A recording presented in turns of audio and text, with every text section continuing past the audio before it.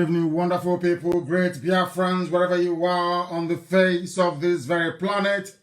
Once again, we welcome you to another live presentation, another address this very evening from this very place, radiating this very gospel of truth and irrepressibility.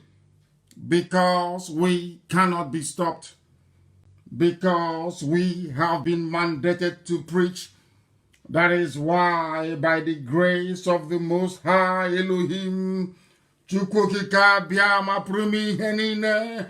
we are gathered all over the world, across the entire 24 time zones, on this very planet to listen to this gospel and message of redemption, a message of atonement, a message of liberation, a message of hope, the message that will take us into that very kingdom on the face of this very earth, that very land of Biafra, that Chukwokika Biama has decreed must be inhabited by his children, those he called the children of light. We have come to do justice for that which has been preordained before us. We have come to preach that even the blind may see, the deaf may hear. Those who are suffering from advanced stages of Janjaweedism may be cured of their stupidity. That Biafra may be one family under God in heaven, to restore that which has been stolen from us. I say good morning, good afternoon, good evening, and good night to some of you, because there is no other broadcaster, no other listening platform, no other project of information dissemination that can boast of the range of listenership as we command here on this very platform, this very Radio Biafra. As I welcome you, I will seriously urge you to welcome those who are around you, all your relatives, your neighbors, because before I came on air, somebody said to me, my neighbor is Yoruba, and they love what you're doing. Could you please take it easy? And I contemplated and I said, I am under divine instruction.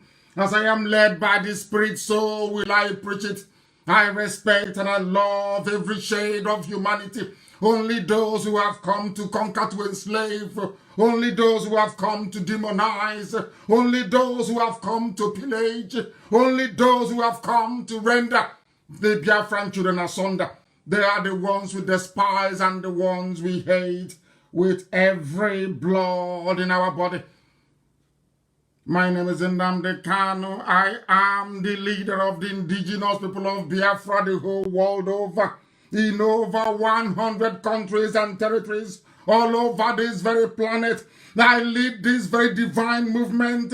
I serve the children of Biafra, and I will always serve you until Biafra comes, which I know is imminent.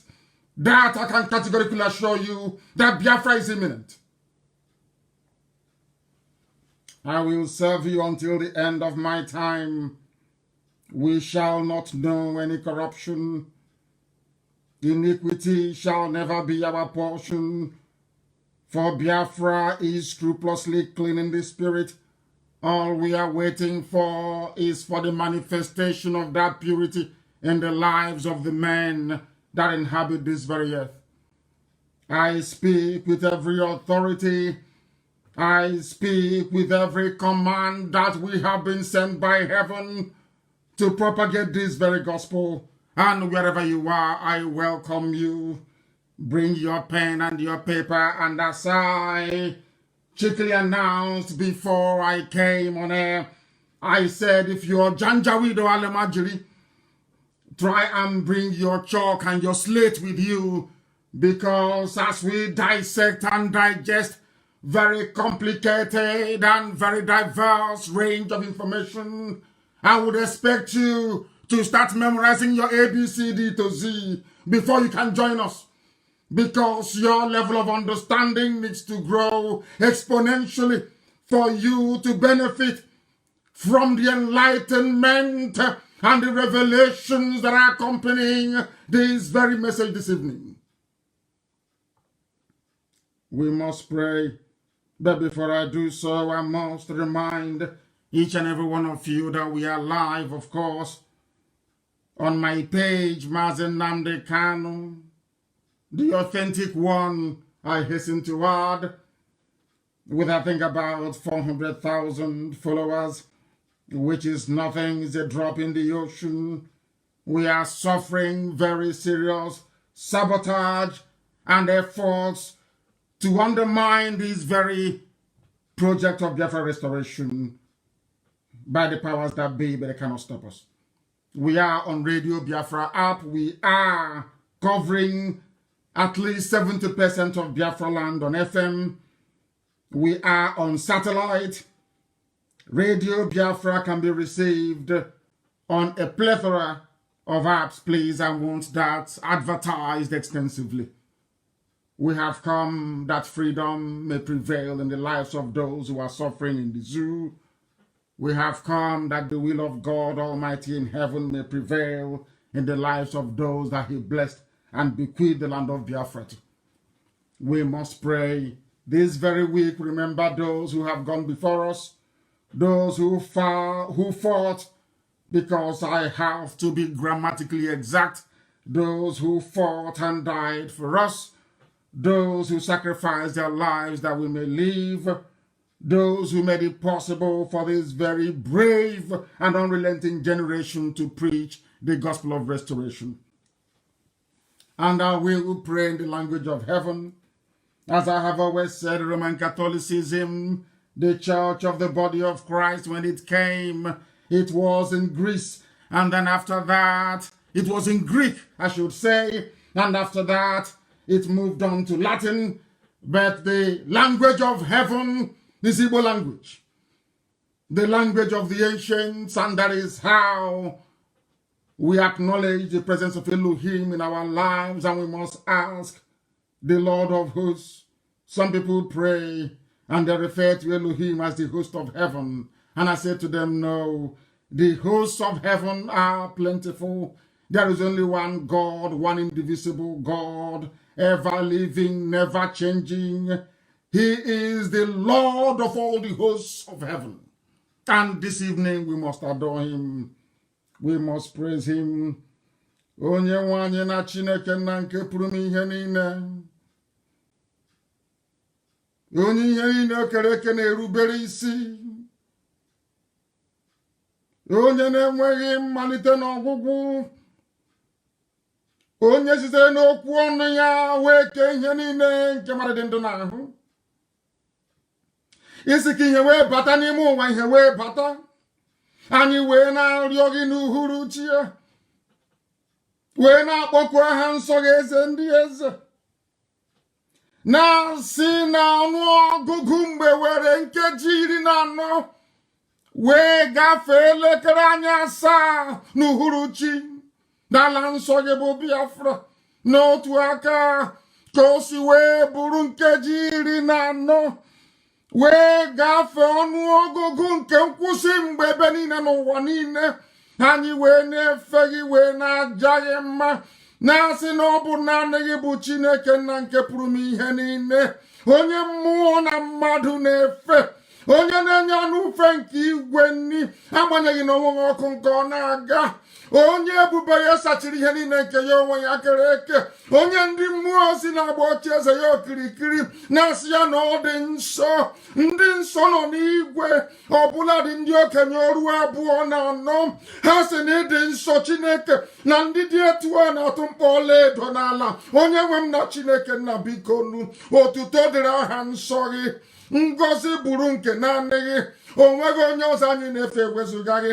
Anyị anaghị akpụ isi ala wee nye arụsị apịrị apị. Anyị anaghị erubere ihe ọbụla nwaanyị kwuru n'afọ ime. Nna nke ebere dị ngọzi, eze ndị nsọ, nwanne otu onye, Chineke nna nke ụmụ ogbenye, onye si ebe ikpofu ahịhịa wee kpọlite nwa ogbenye, wee gọzie anyị n'ụzọ pụrụ iche, wee tee anyị mmanụ, wee bulie mpi anyị elu bụ ụmụ ya bụ ndị IPOB n'ụwa niile, wee kasịcha nke ndị ọbụla, n'ihi na ị hụrụ eziokwu n'ime anyị. Nna nke ebere dị ngọzi, anyị na-asị nna nke igwe, ọ bụrụ site na amaghị ama, ọ bụrụ site n'ikwu ihe ọnụ, ọ bụ site n'echiche nke anyị onwe anyị na-apụghị ịrọpụta n'ime nke anyị, ọ bụ site n'aka ajọ ihe maọbụ ajọ mmụọ maọbụ ajọ mmadụ, anyị wee na-arịọ gị onye kachasị ihe niile elu, biko n'otuto niile na nsọpụrụ niile na ịja mma niile n'ịkpụ isi ala niile dịrị aha nsọ gị, onye kere eluigwe maka elu ụwa, site n'ebighị ebi ma ruo n'ebighị ebi ka anyị na-arịọ gị.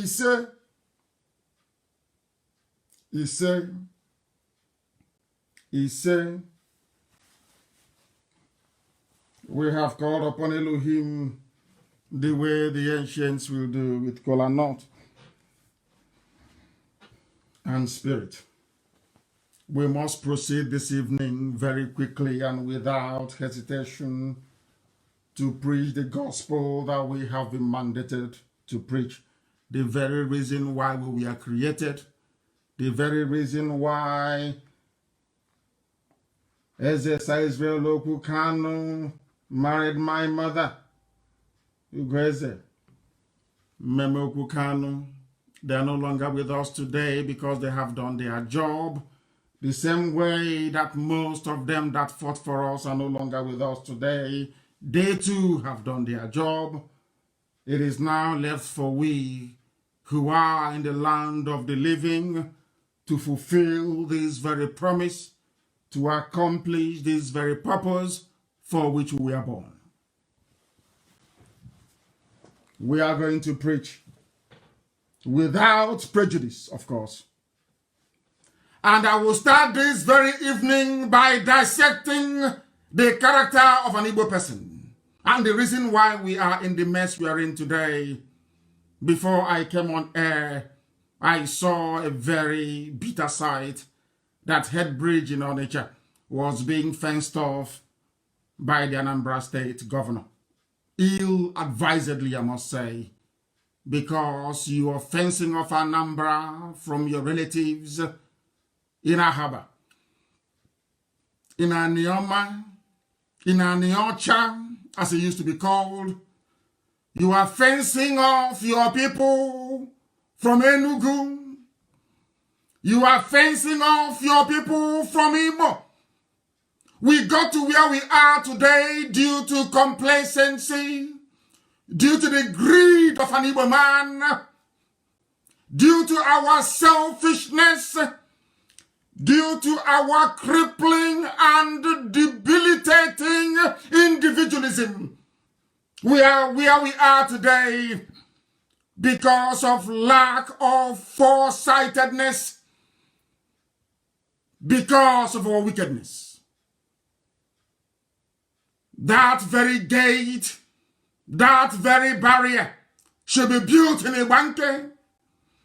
That very barrier should be built at the entrance into Biafra land in Idoma and in Igede. It should be built in Ogoja, not for Anambra State to fence itself in. As I told you, you listen to the Janjaweed, they have given you a new identity. Before we had Anambra and Enugu, there was only one Anambra. What could have happened then?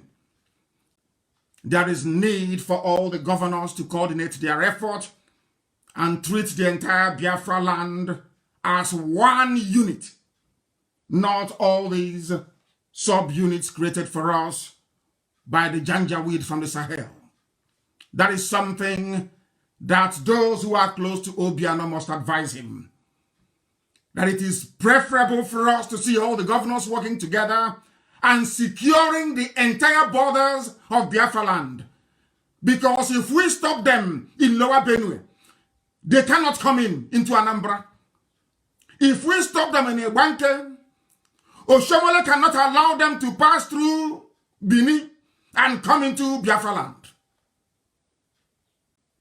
That is called foresightedness to be able to anticipate, to have a reasonable sense of judgment. But they don't see very far. All they are bothered about is to loot. All they are bothered about is to serve their masters, their Janjaweed masters in the north. And the resultant effect is a very warped way of thinking and a badly executed policy. And those barriers must come down.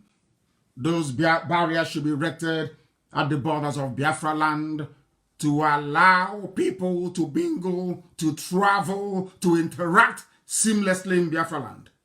Very, very critical and very crucial.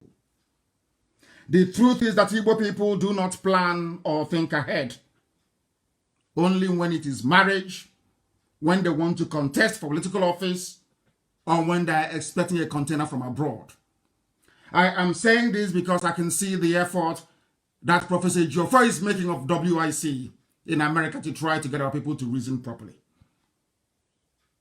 He is fighting a battle, and it appears to be a losing battle, very sadly, because we never ever plan ahead as a people, and this is the consequences. There is a saying in Igbo land where we come from, some of us come from, not all of us, because Biafra stretches far and beyond the boundaries of Igbo land, albeit that we are one people but different tongues as the centuries have gone on.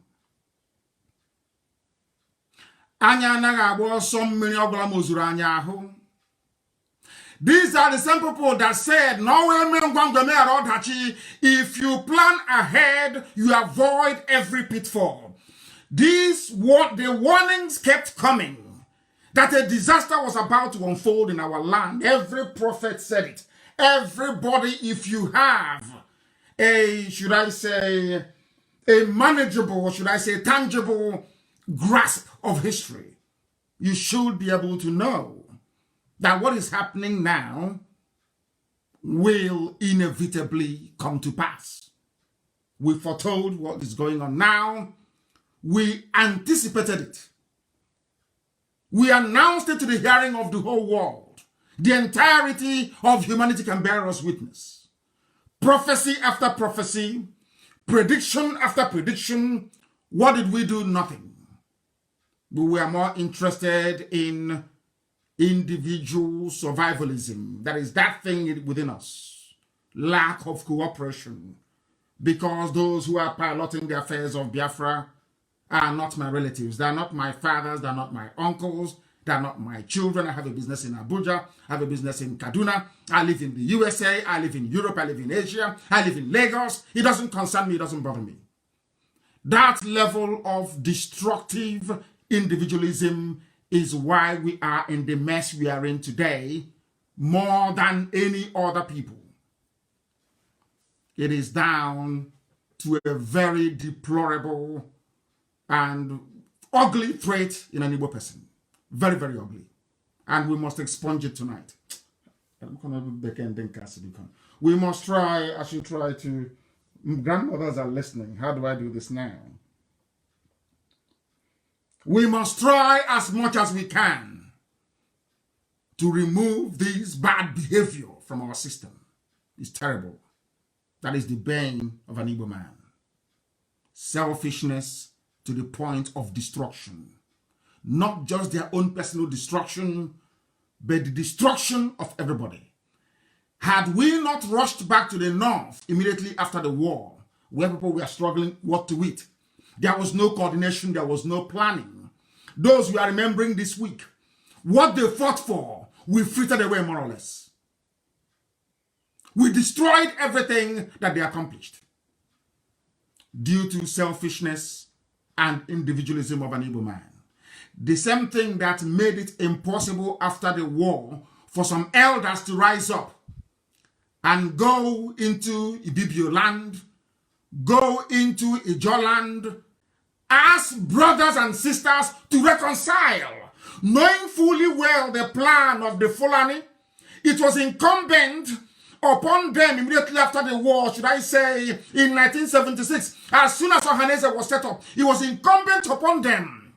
I expected them to go into the hinterland, to go into the coastal region of Biafra land and say, we got some things wrong. How do we fix it? They never did it. Until I started that very effort in 1999. They didn't do it. And till today it's not been done. I kept quiet to see if they would do it. But they have not. Because of selfishness and individualism. Not that well, of course, Igbos are very good people. The same way that others are too. But sometimes there is a way you conduct yourself and the way you behave that gives off the wrong vibe and the wrong message. And that is what we're going to correct this very evening, this very morning, afternoon, or night, depending on where you are. Unless it is marriage, unless it is politics or business, we never ever plan ahead. And that is why we are now having Janjaweed, terrorists from the Sahel, across the entire Sahel, supported by terrorists who have been recruited into the zoo army, into our land. We are not a people that learn from history either. We never learn from history.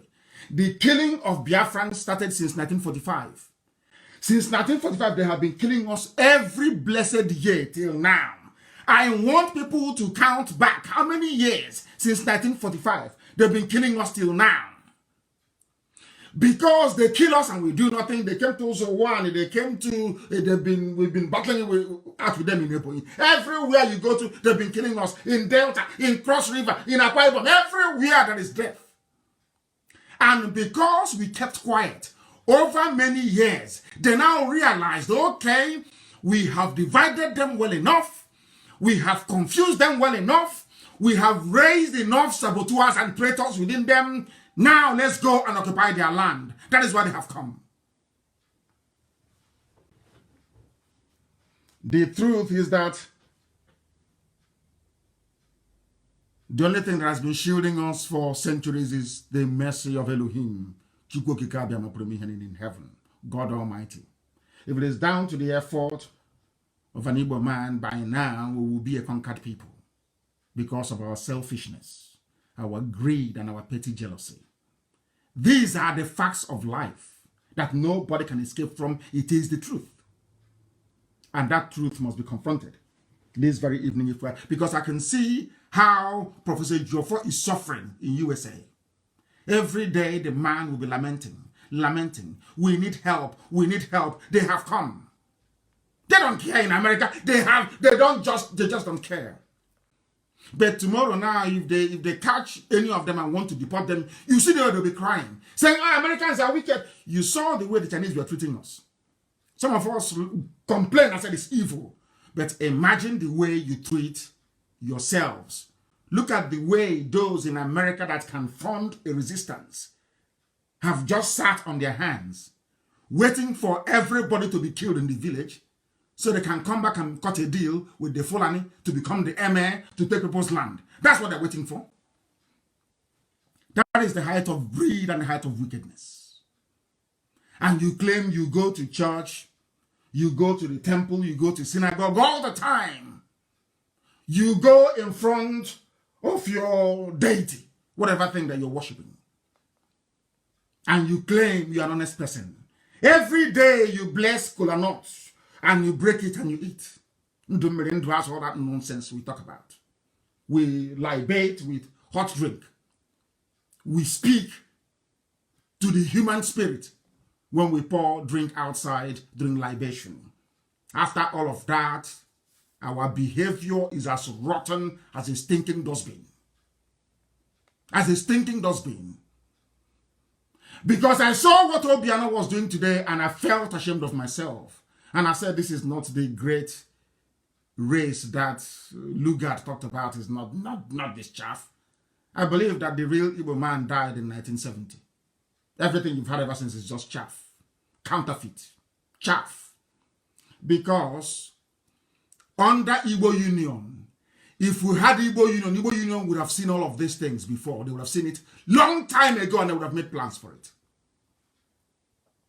But look at where we are today. Nobody knows. Your so-called leaders are hiding, doing conference call, doing Zoom, or is it Voom? I don't know what they call it. when you require leadership, they are found wanting. But they will be the ones to rise up tomorrow morning and say, oh, we are the leaders. We are the leaders. They don't respect us. Some of you that grew outside Igbo land that don't know the meaning of respect.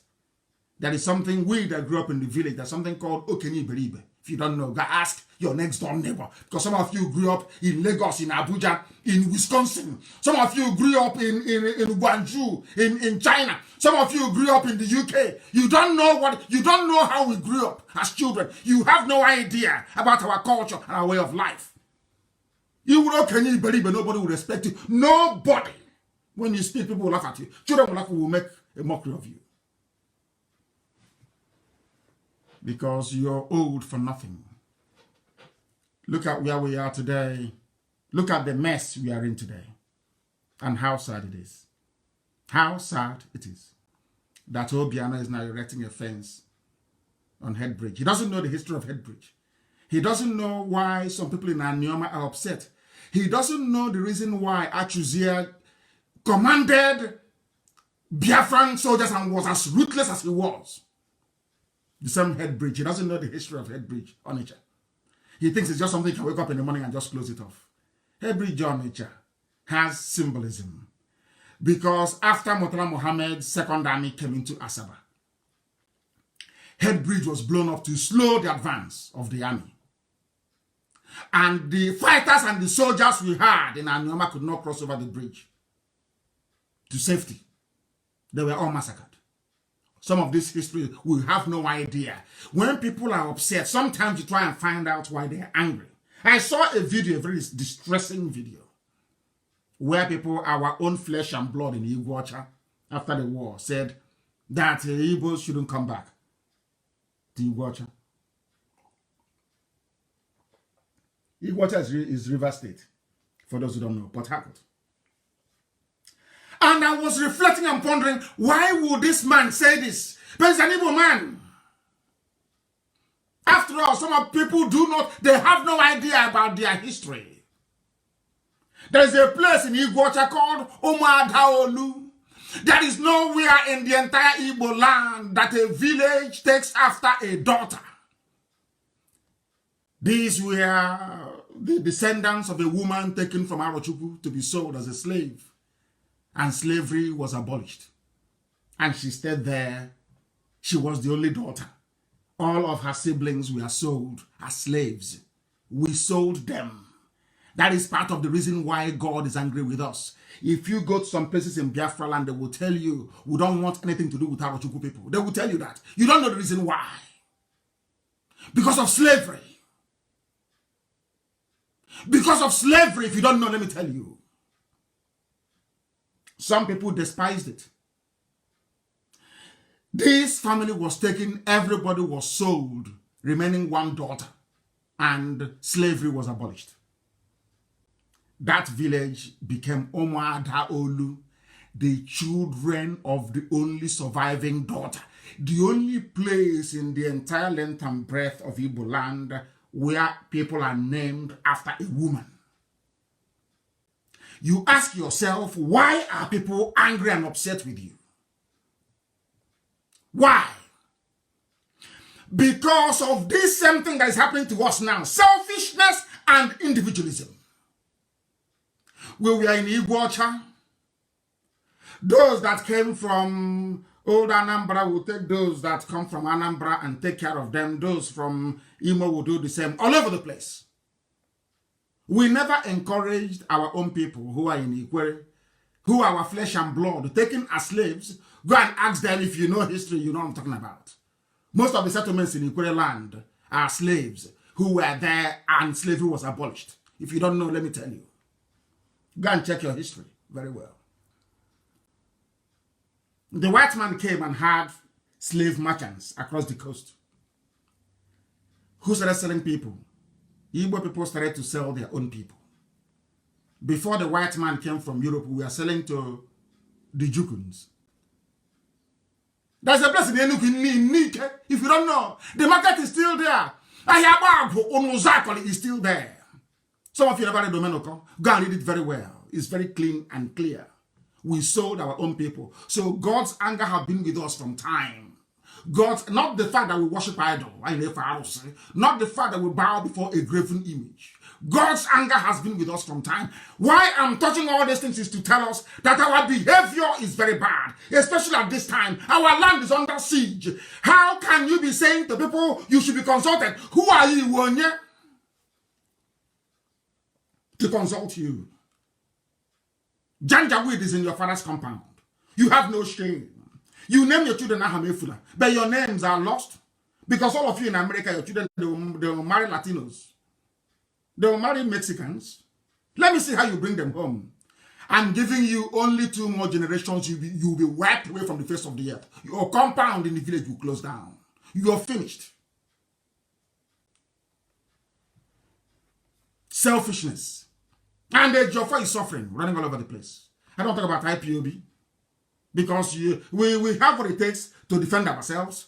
But we can't defend every village. We can't defend every village. It's not possible.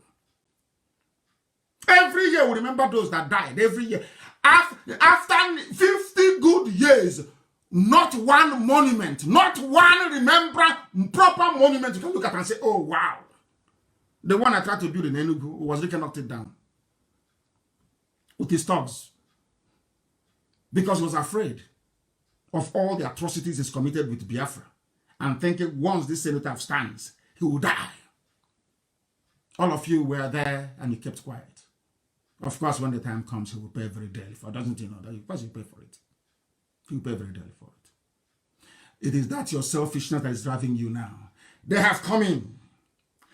Some of you, is it ASA to the call the Anambra State Association in America? Can you not reason and ask yourself, why is Headbridge being closed?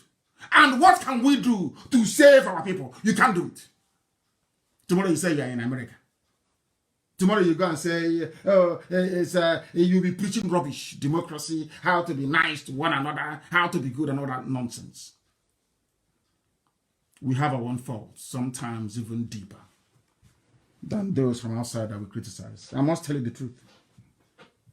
Elohim is waiting in heaven and watching to see what this generation of selfish Igbo people will do. I concentrate on Igbo this very evening, this very first segment. Because if you are the first son of a family, the same way that Anambra is the first son of all of us, Anambra is the beginning of everything. It is their responsibility and duty to rise up and to say, from the likes of Adama of Uri. These are the kingmakers. Men of honor and integrity. Men of honor and integrity. These are the men that I respect. They have no respect for elders. But I respect the Adama, I respect him.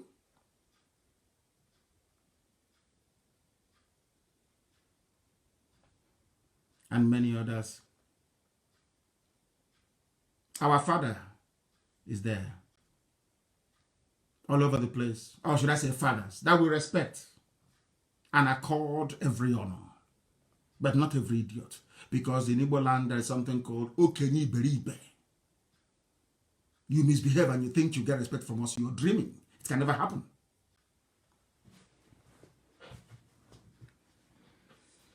People are not cooperating. The same thing happened in Africa. That was why only 5,000 men took over the whole of Africa. The same thing that is happening to us today. The same way the Janjaweed, the same thing that is happening to us now was the reason why the Fulanis found it very easy to divide and conquer the Hausa people. There is a very slight history I'll give to you later on, so you'll understand it very well. We had a whole year to plan the war in 1967. They killed us after the coup in 66. They massacred everybody. Who planned the coup? Those planning to keep Nigeria one. The same idiots we have today. Nzogu came to make Nigeria one. He was born in the north. After his coup failed, the mantle of leadership was taken over by somebody else raised in the north. My mother's uncle, who is Aguironsi, traveled to the north at the age of 8 years old. So he's more or less a Kanu citizen. All of them were in the north. They wanted one Nigeria. Bakazikiwe, born in Zungeru, also the north. They wanted one Nigeria. In the search of a perfect Nigeria, Nzogu headed a coup. that was started an Igbo coup. After the coup finished and they killed all of us, they now said, oh, Agwanam is no longer Igbo. It is a Midwest, Middle Belt, South Belt, Niger Delta, South. Are you following what I'm saying? It's a very sober, because this week, remember our dead. It's a very sober broadcast this very evening, but laden with a lot of information and soul searching, which is the entire essence anyway. We had a whole year to plan. Since the 60s, 70s, we never planned anything until the war came. I was there running around, trying to buy weapons, trying to defend our land. Then it was too late. By the end of it, 5 million people lay dead. 5 million died. No plan, nothing. The same thing that happened then is happening now again. So in 50 years, an Igbo man has learned nothing. In 50 years, they have become even more stupid than they were ever before. Everybody has sense. Everybody is an intellectual. Even an idiot who for the blue file, about the office flat file, with a worn constitution in it. Now, just gossiping, that's what they do. Talking rubbish. Enemies are they have come. Can you see them? They have come. You are still busy yapping and talking rubbish, making stupid videos, talking nonsense and writing garbage. Now tell me why I shouldn't believe that you're an agent of the zoo to distract us. Some idiots are in America telling me that they are speaking American Akata accent, talking pure rubbish. You're in your house. Your place is burning. You want to be consulted. But the white people that built America, they did not wait for anybody to consult them. They drove the British away, built a civilization. Now we're enjoying in America. Do you see the difference between a white man and a black person?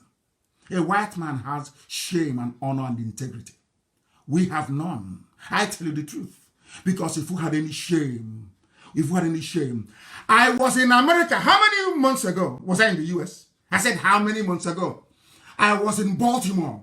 There was a town hall meeting in Baltimore. The hall was packed, full of all of you. Isn't it? In Baltimore. I traveled from Washington, D.C. I think we drove for nearly 2 hours or thereabout to go to Baltimore so I can preach to you. What did I tell you? I need you to contribute $1 each.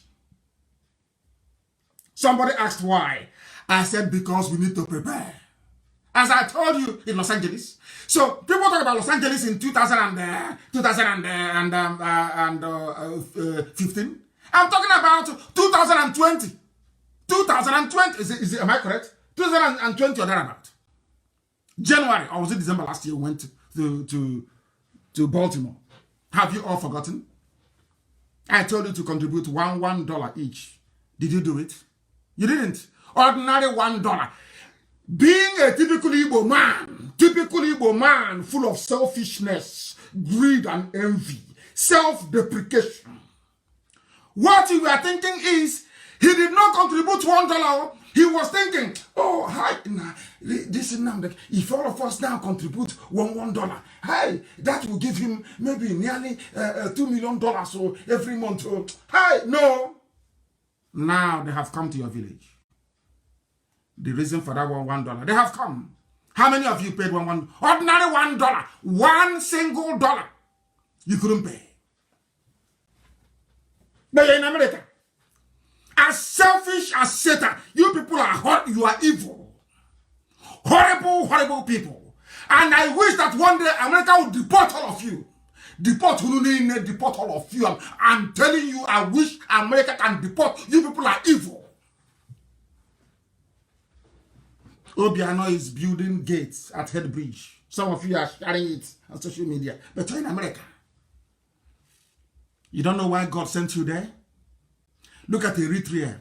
It was Eritreans in the diaspora that saved their country. You don't know that before? You don't know that is your job? You don't know that was why you went to the USA? You have no idea? Because you're not prayerful. None of you go to useless Pentecostal churches. You are not spiritual. You are not in the spirit. If you are, you would have known the reason why Elohim sent you to America. The reason why you went to Europe. Some of you think it's to feed your family. Love from your mother, your father, and your children come naturally from your siblings.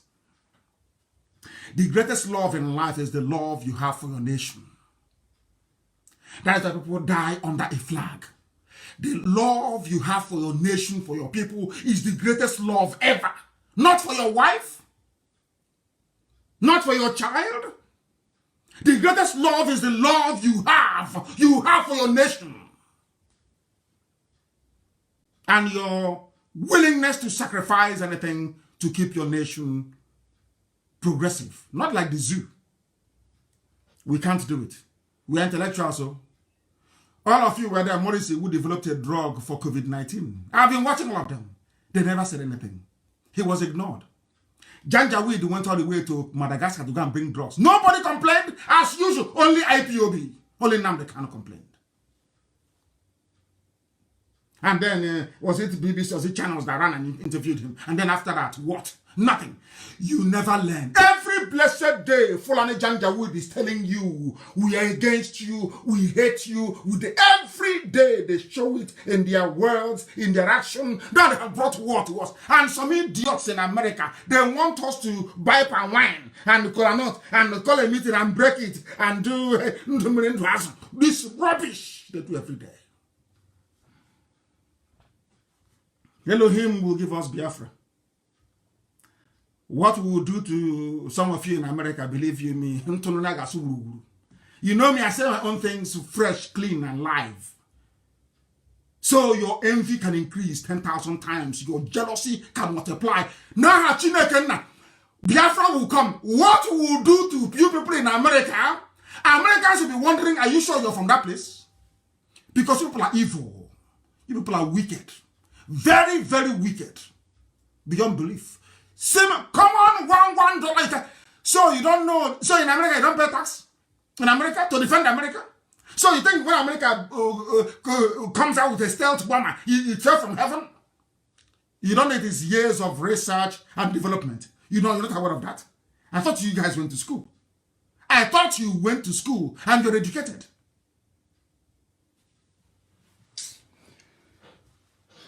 '67, the same thing happened. We lost 5 million dead. In the year 2020, we are still making this. Hey, after 50 years, the same. Look at what talking rubbish. Talking about true federalism. Can you believe?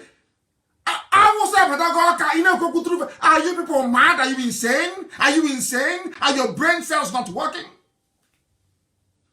Let me see the idiot that will come out to say they're contesting. Then you bring out money to buy rice and Indomie. Now, those people that you want to convince to vote for you, their lives are under threat.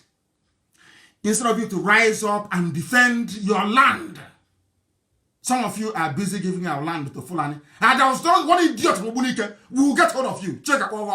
They say he's a PG in Obunike. They are selling our land. Do you know there is a native doctor, Fulani native doctor in Obunike? I have his name, I have his video, I have it. Fulani native doctor.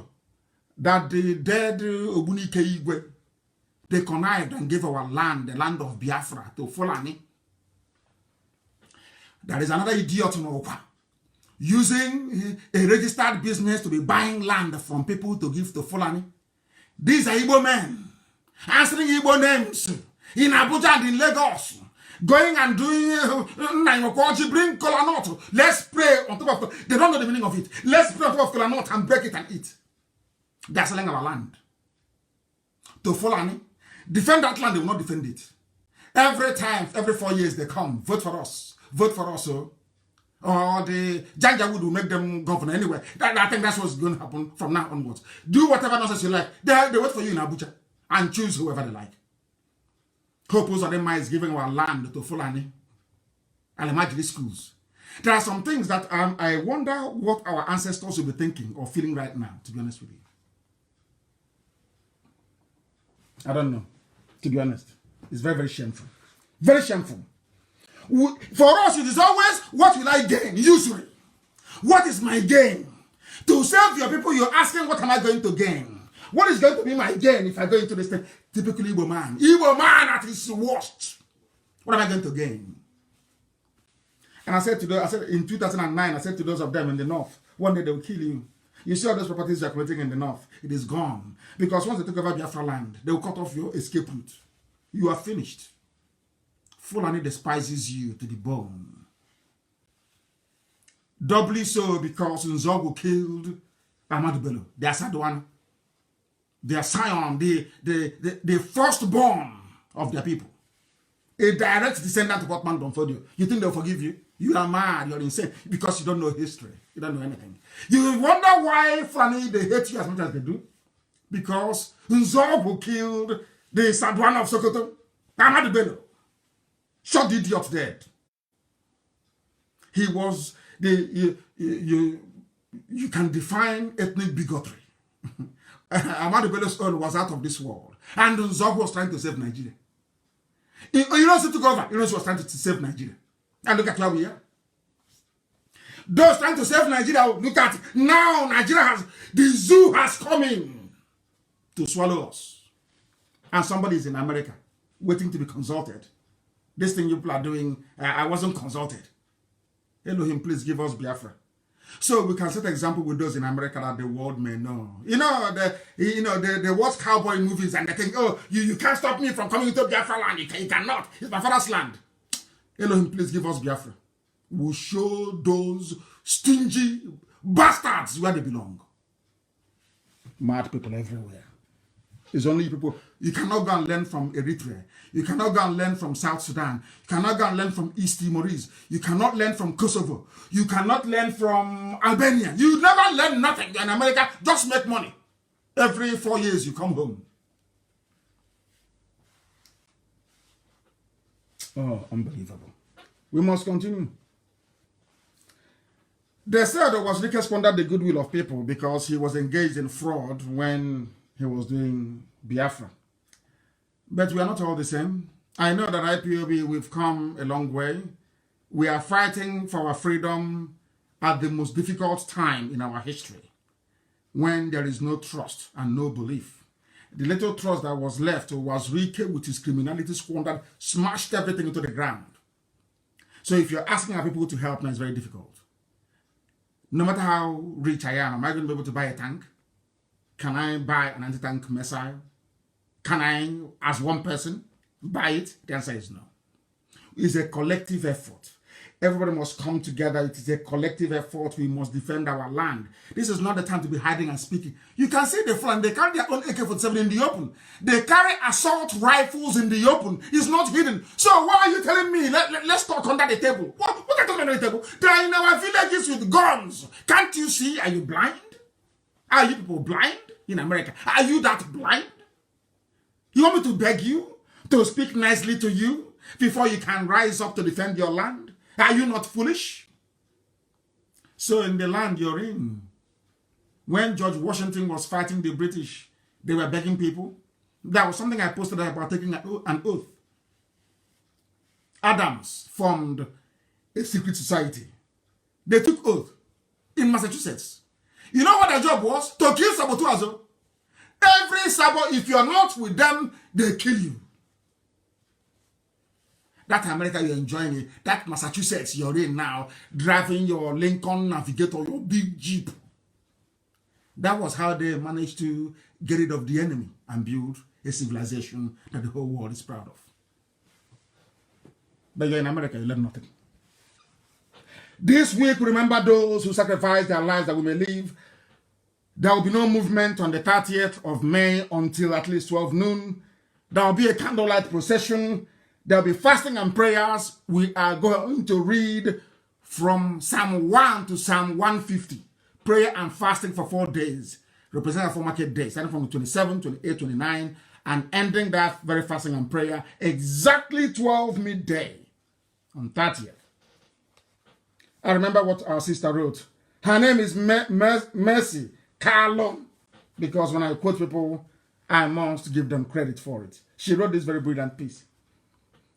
She wrote about trust and test, trials, temptation, and how fire purifies gold. He said, these words are for men who have proven themselves worthy. Such men, this is from a woman. You know, that's why I said that Biafra is a motherland. It's our women that can give us, should I say, they represent our moral compass as we navigate this very difficult terrain of freedom and emancipation. Let me read to you what a woman wrote. Such men don't listen to gossips. Such men are not distracted by illusions. And such men don't settle for less. We don't settle for less. Outright victory. They are moved on until they reach their goal. If you truly believe in something, I don't think anything anybody said to you will make you to renounce your beliefs. Otherwise, she mentioned my name. I would have abandoned the struggle a long time ago because our people can be very, very frustrating. But I know they're also very lovely. It takes them time to believe in you, but once they do, once they do, once they do,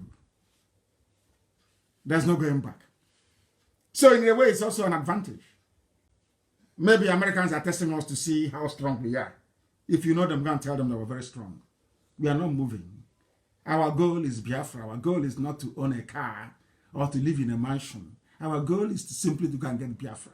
And then after that, I'll retire and go and see if enjoyment is possible because I have suffered enough. I'm telling you. You can never see a Christian or a Muslim renouncing their membership of their faith.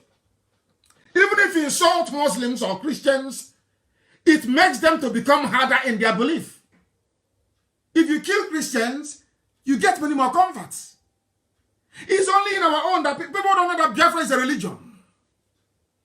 The more you persecute us, the more hardcore we become. The more hardened our core becomes. It's only the flimsy ones. After 2-3 days, they run away. Oh, they give excuses. Oh, I was insulted. I don't like the way they insult you. But I'll imagine it's killing you. They're in your village. And you're still championing one Nigeria. You say somebody insulted you, and because of that, you can't do Biafra anymore. But I'll imagine it's in your village. They've been killing you since 1945. And you're still a Nigerian. They were killing. St. Peter was crucified upside down in Rome. Some were thrown into drums of boiling oil, cauldron of oil in Rome, where you have St. Peter's Basilica. Peter was crucified in Rome. Did that stop you from attending Roman Catholic Church? I'm just asking. You claim you were insulted. Peter was killed. Yeshua was killed. People were persecuted. It didn't stop them. It didn't stop them. I can't be giving all these flimsy, useless, foolish excuses all the time. Before COVID-19, I was begging in America. $1 each, they said no. $1. They said no. In that account in America, do you know what they have contributed till now? $37,000 only. You know me, I don't hide anything. $37,000, that's what's in the account. But if you have, hey, they're collecting money. They gave the money, oh, they are rich, oh, they have money. Only that, for how many months now? And the money is still there. How many rocket launchers can that buy you?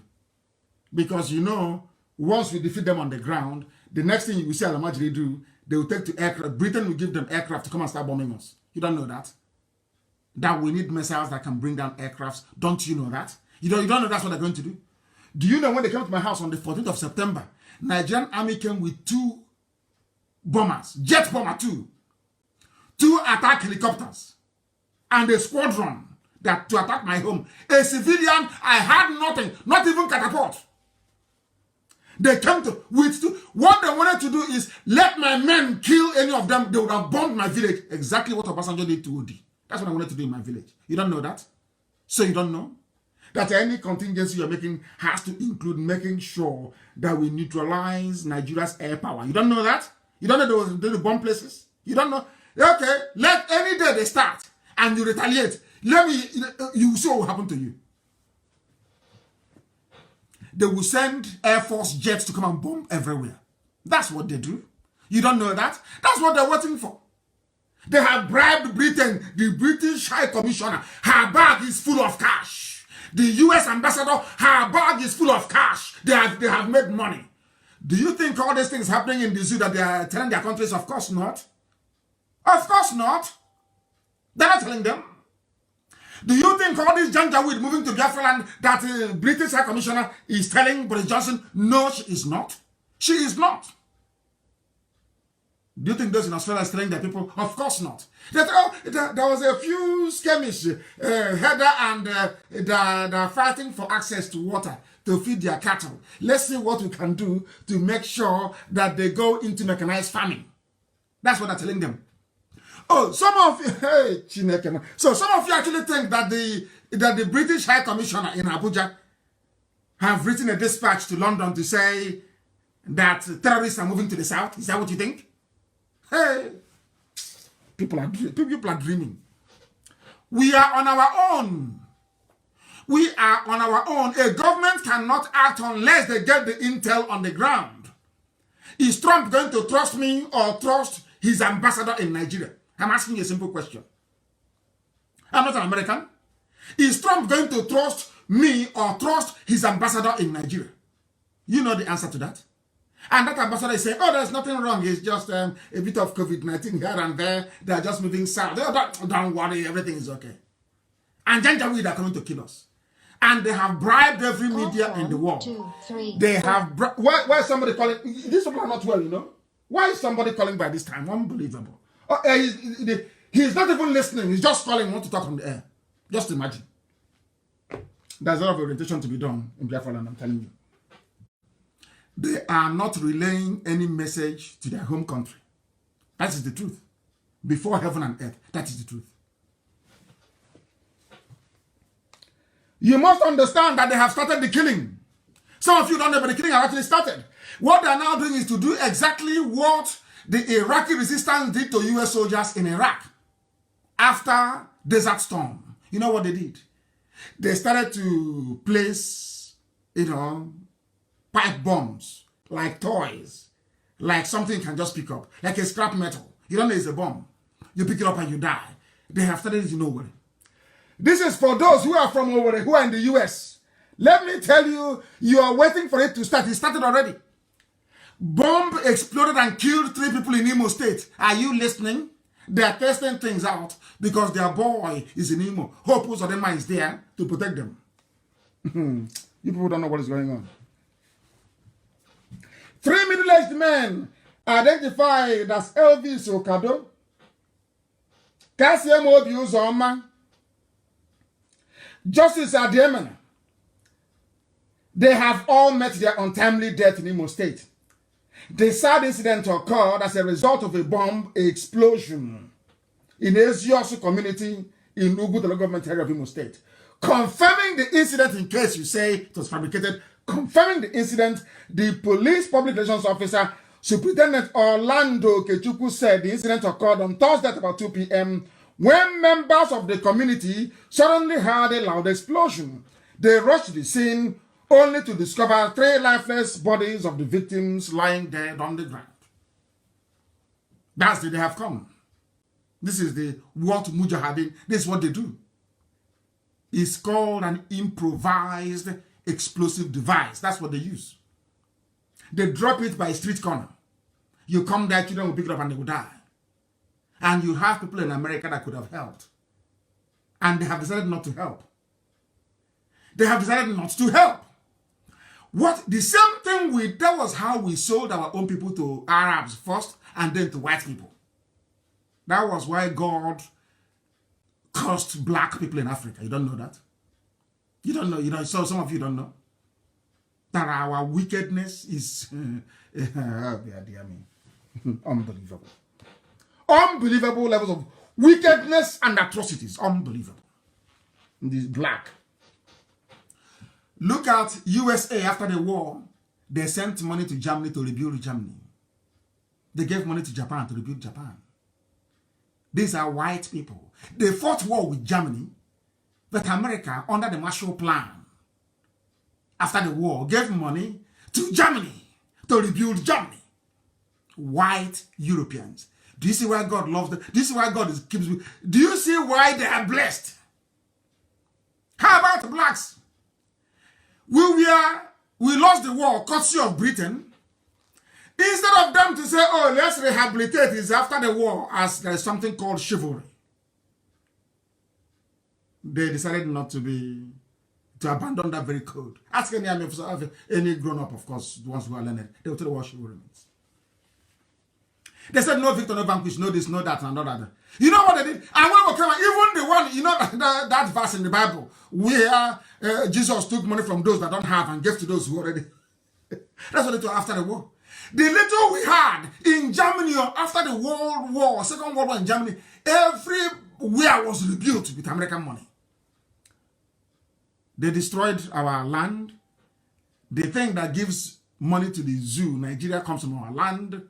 They now came, they open your mother's purse or your grandmother's purse in the bank and take whatever is left there. And some people wake up in the morning and say they are Nigerians. Unbelievable. Things are happening if you don't know. Things are happening everywhere.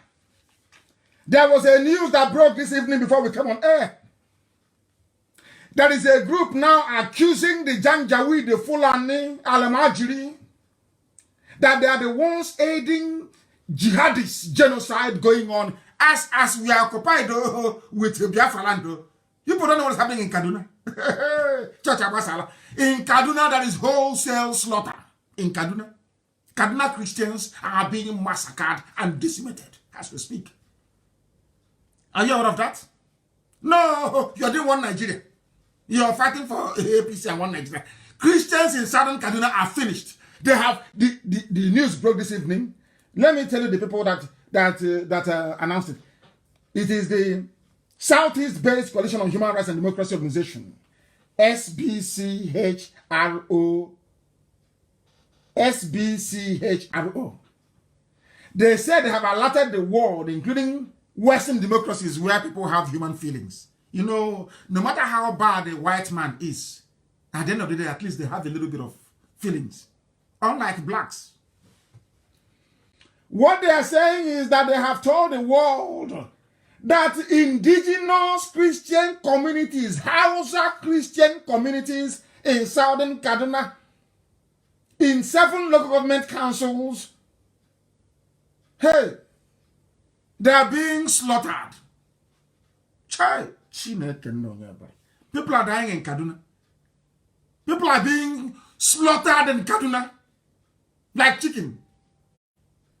They have alerted the world because you don't have a country. There is no country. Nothing is happening. This is what those in America are praying for. You know that land they're eyeing in the village.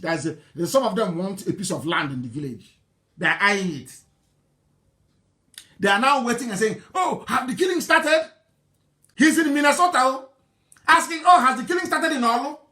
I want to, let me know when it started. That farm belonging to Mr. Okereke's wife. Let me see if she's dead, so I can come back and claim it because it's in the family. A black man in America, a black man, an Igbo man in America, is praying that the Fulanis will come and kill us, so he will come back and claim the land belonging to the uncle's wife. Unbelievable. Unbelievable. Some of you don't know what is happening. Go into our towns and our villages and see what is going on. Go to Okwa and have a look. Our land is gone. What you're now seeing in our land is round moth of Fulani, round mud house, thatch house. In our land, that you will struggle to find a mud house, despite being stripped bare, more or less, after the war. We lost 5 million people. Those in America, it doesn't touch their heart, it doesn't touch their spirit. They are not moved. They are not moved. They want all of us dead. Go to Okwa, you will see it. And these are lands being given by our people. Somebody will come as a land agent. Miyetiala will approach him. He will go to the Igwe, the Eze of the village, or the PG, That is why there is this craze now about being a PG. You want to be PG, they're looking for land to sell. Anybody say I want to be PG is because they want to sell communal land to Miet Yala. Have you wondered where that 100 billion they gave to Miet Yala, where should I say, what they're using it on? Not just to buy weapons. They're using it to buy land in Biafra land. Now you know. That is why some traditional rulers are busy giving our land away to Miet Yala. The one in Okwa. Give it to Miet Yala. Obunike. Please, Amaka, publish that video. There are those in Obunike that was talking rubbish yesterday. Publish that very video so you can see it. What is happening? Publish it for them to see in Obunike. And their native doctor, their Dibian, their full-on native doctor in Obunike. Doing voodoo for them to confuse the village. No, and they're confused. That's why they came yesterday to write rubbish. Have you seen your people? These are Igbo, IGBO Igbo. You know, Bunike? Traitors. Because of money, cash. Treacherous human beings. You know, Bunike. Talking rubbish. We'll get hold of their PG. Don't worry. You hear the story. We'll get hold of him. These are idiots selling land to Fulani. Fulanis, we have they think that Nnamdi Kanu can come on air and preach falsehood to the world. They don't know who we are. You think I can sit down here behind this microphone that Elohim gave me and I'll be preaching falsehood? Not what I say, I'll be telling lies. You are insane. We'll get you. The PG of Ubunike, we will get hold of you. And that day, you speak Latin, I assure you. Man, they are selling our land. Selling our land to our own killers. This is the sense of an Igbo man. Selling the land of your ancestors to those who are going to kill you. Those that killed you in Kanu, killed you in Jos, killed you in Sokoto, killed you in Kafanchan, killed you you are giving land to them in Obunike. So you're smart. You're a smart guy. You are very smart. And now, Obunike is a mini Fulani emirate. They think we lie, as they do. The traditional ruler is now dead. And let us warn everybody, any traditional ruler, Eze, Igwe, whatever you call yourself, if you're found giving land to Fulani, if you're found anywhere, we are everywhere investigating. Any land we go to, we see Fulani, we will ask them, who put you here? Once they say it's the Igwe, they show us the receipt or the Eze of the land. You are finished. All of you writing nonsense. Oh, they don't respect. Write more now. You people are taking money to sell us. That's why we're in this mess today. Because had it was really been consistent, we wouldn't be here today. Would have been long gone.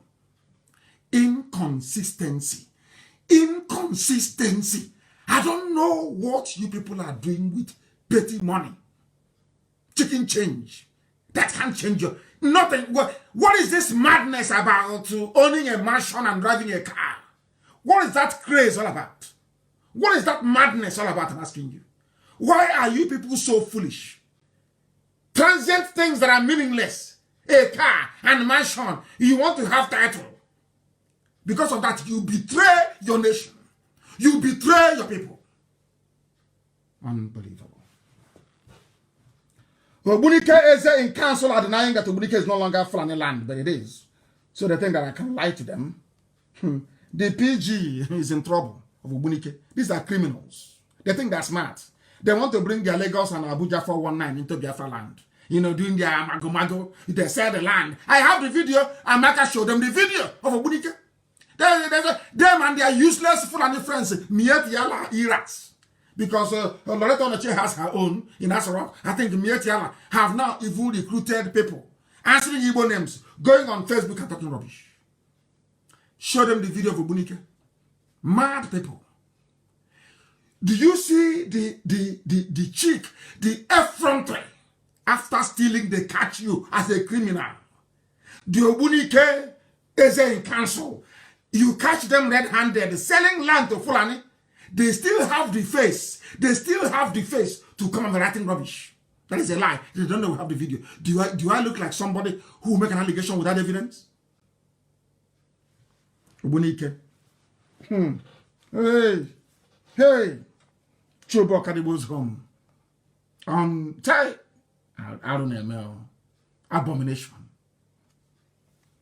That is what you get when you have the likes of Nyamodo in charge. He doesn't know our culture. He knows nothing about our way of life. Absolutely nothing.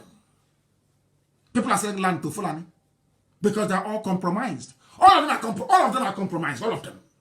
Compromised. And these are the elders one you want to respect. Hey, stupidity is a disease. It's a disease. And let me tell you why. People don't understand us when we speak. This evening, I want to prove to you that Nyamodo is in on this scam that is going on, selling our land to Fulani. You know us, we have evidence. Before I accuse anybody in my life, I have the incontrovertible proof. Incontrovertible. Never changes. These are the criminals. He's our leader. Oh, I defer to you, he's our leader. This man is a rogue. Oh no, Nyamodo is a criminal. I have the proof. Oh my goodness.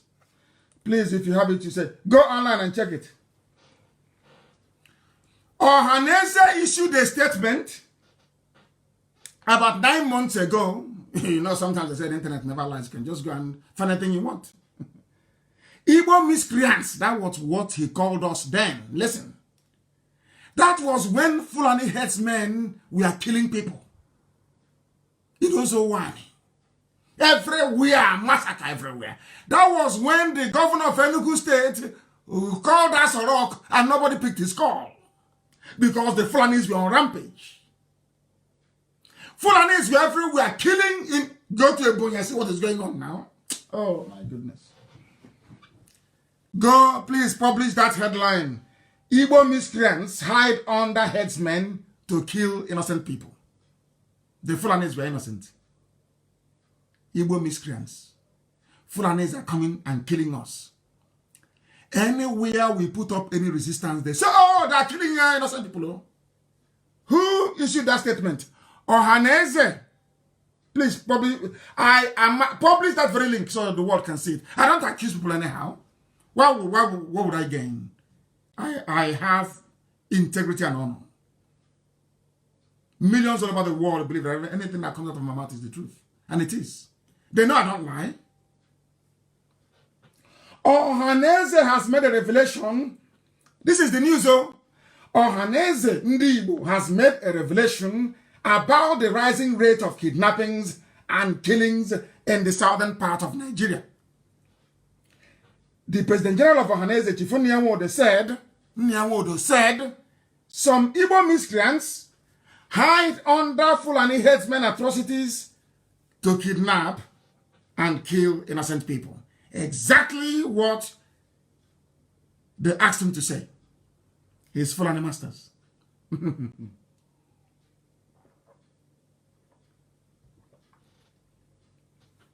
Listen, I say if I push you, I'll show you where to fall.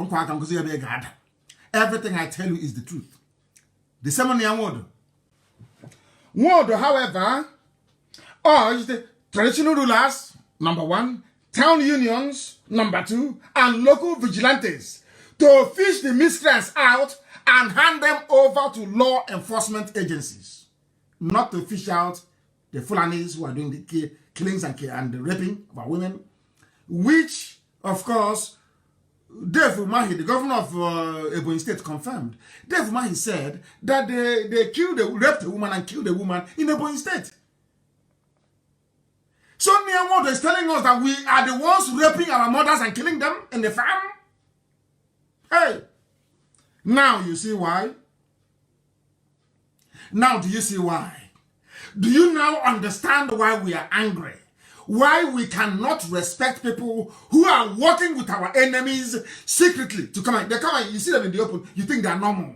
Oh, we don't like what's happening. We want to restructure it. Rubbish. They are their slaves. They are their slaves. You've heard it.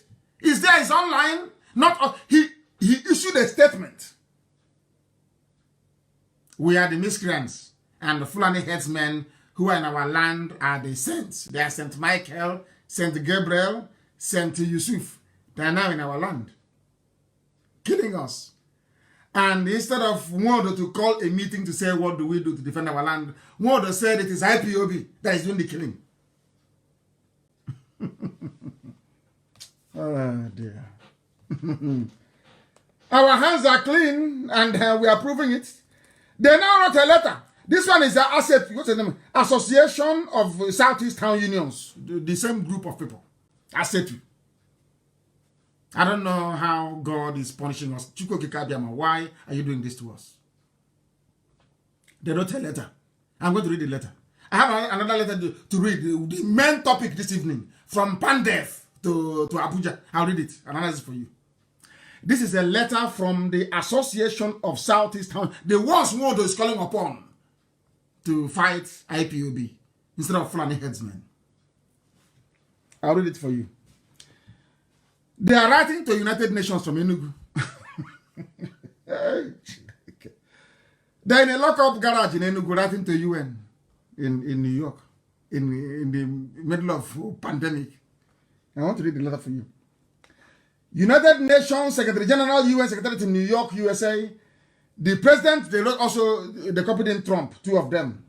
Special Advisor on the UN on the prevention of genocide. Now they know there's genocide though. On the prevention of genocide, UN. Everybody was copied in. What is the main heading of the letter? Ethnic cleansing and land grabbing agenda in Eastern Nigeria. And who are the people to blame? I'll read it for you very quickly. It has come to our attention that able-bodied young men from northern Nigeria are being smuggled into the southeast and eastern part of the country in droves. This is in spite of the nationwide lockdown and all the rest of it. And they are coming from the north. So it's not IPOB, as Nwodo wanted to make them believe. Now they're writing a letter to UN. Do you know what I find very bizarre about the lack of trust and cooperation within our people is this? You are writing to an organization that is in America, UN, and Trump. Ask yourself, as they would do, in the Western world, when you want to go and register a charity, I'm sure even in the zoo, when you want to register a company or a charity, they would ask you, in the Western world, are there people doing exactly what you intend to do? If the answer to that question is yes, then they'll ask you to go and join those people.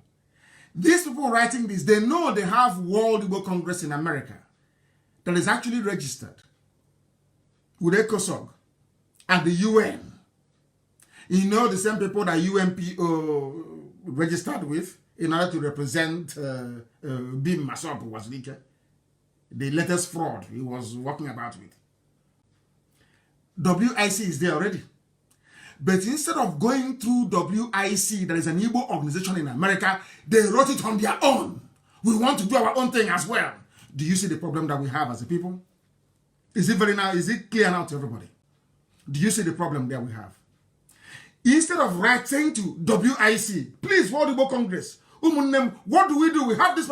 Can we synergize? Can we cooperate? How can we do this together? No, everybody wants his name to be heard. They want to do their own. Who is ASETU now? Do you think that UN who is that ASETU? What is that supposed to mean? The letter did not come from Ohaneze. It came from ASETU. What is ASETU, I ask you? It means nothing. But your children are there in America under the leadership of a man that is working. It is the only one I've seen actually who's in WIC that has common sense. Working for his people. They could have telephoned Professor Geoffrey to say, Professor Geoffrey, we have this letter. Help us. Let us coordinate everything. So they know we are speaking with one voice. But no, this one will write from Enugu. This one will write from Oka. The other one will write from Iguacha. One will write from Ekom. One will write from Obudu, Cattle Ranch. To the same UN. And they get all these letters and they're thinking, my goodness, are they normal at all? Now you know what is happening. Do you see how we are? Do you see the way we behave? Do you see what is wrong with us? Can you see what is wrong with us as a people? Everybody wants his name to be heard. Even if you don't have the pedigree, even if you don't have the class, you don't have the finesse or the grace to do the work, you want your name to be heard. Why couldn't they go to WIC? They want the, oh, now I sent letter, I signed it, my name is going to appear at the UN. In case Biafra comes. So we will say to our children, we're also part of it. That's what they're doing. Do you see how we reason and how we behave? Very, very sad indeed. We must, as a people, streamline the way we do things. There is an existing UN registered Igbo organization with an established name. That is the World Igbo Congress. Submit your letters through World Igbo Congress. They will deliver them. If you are an Igbo organization wishing to reach out to the US-based organizations, for instance, or any of this anywhere in the world for that matter, if your petition is Biafra related, you go through IPOB because we have the presence all over the world. If it is about Igbo, you go through World Igbo Congress. What is wrong with our people? Why all this duplicity? Why all this, multiplicity of organizations? For what reason? Do you see where our problem lies? They can't, and that letter will be ignored, of course. But had this letter been submitted through WIC, WIC will give them the letter and also attend UN ECOSOC meetings where they can actually discuss it with UN officials. Now you understand me, don't you? Unbelievable. Unbelievable. This is what is happening in Okwa. In Okwa. The telephone number is the everything. Please, can you release the video of Okwa? Our people, Igbo people, are selling land to Fulani. Obunike in Okwa. Everywhere. After selling land to Fulani, and the Fulani is now coming, the same association of town unions will now write to America. You write to UN, write to Trump, and say, oh, please, help us. But you sold land to them. And then I want to tell you that IPOB is the problem. You should work with your vigilantes. Now, do you see it? Have you seen it? What you have done to yourself. And somebody quite rightly said, all truth must pass through 3 stages. First, it is ridiculed. Secondly, it is violently, of course, opposed.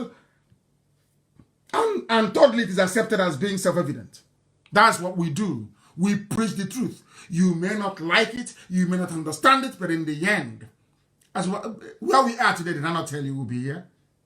I told you where we are today that they are coming. I said to you, they are coming.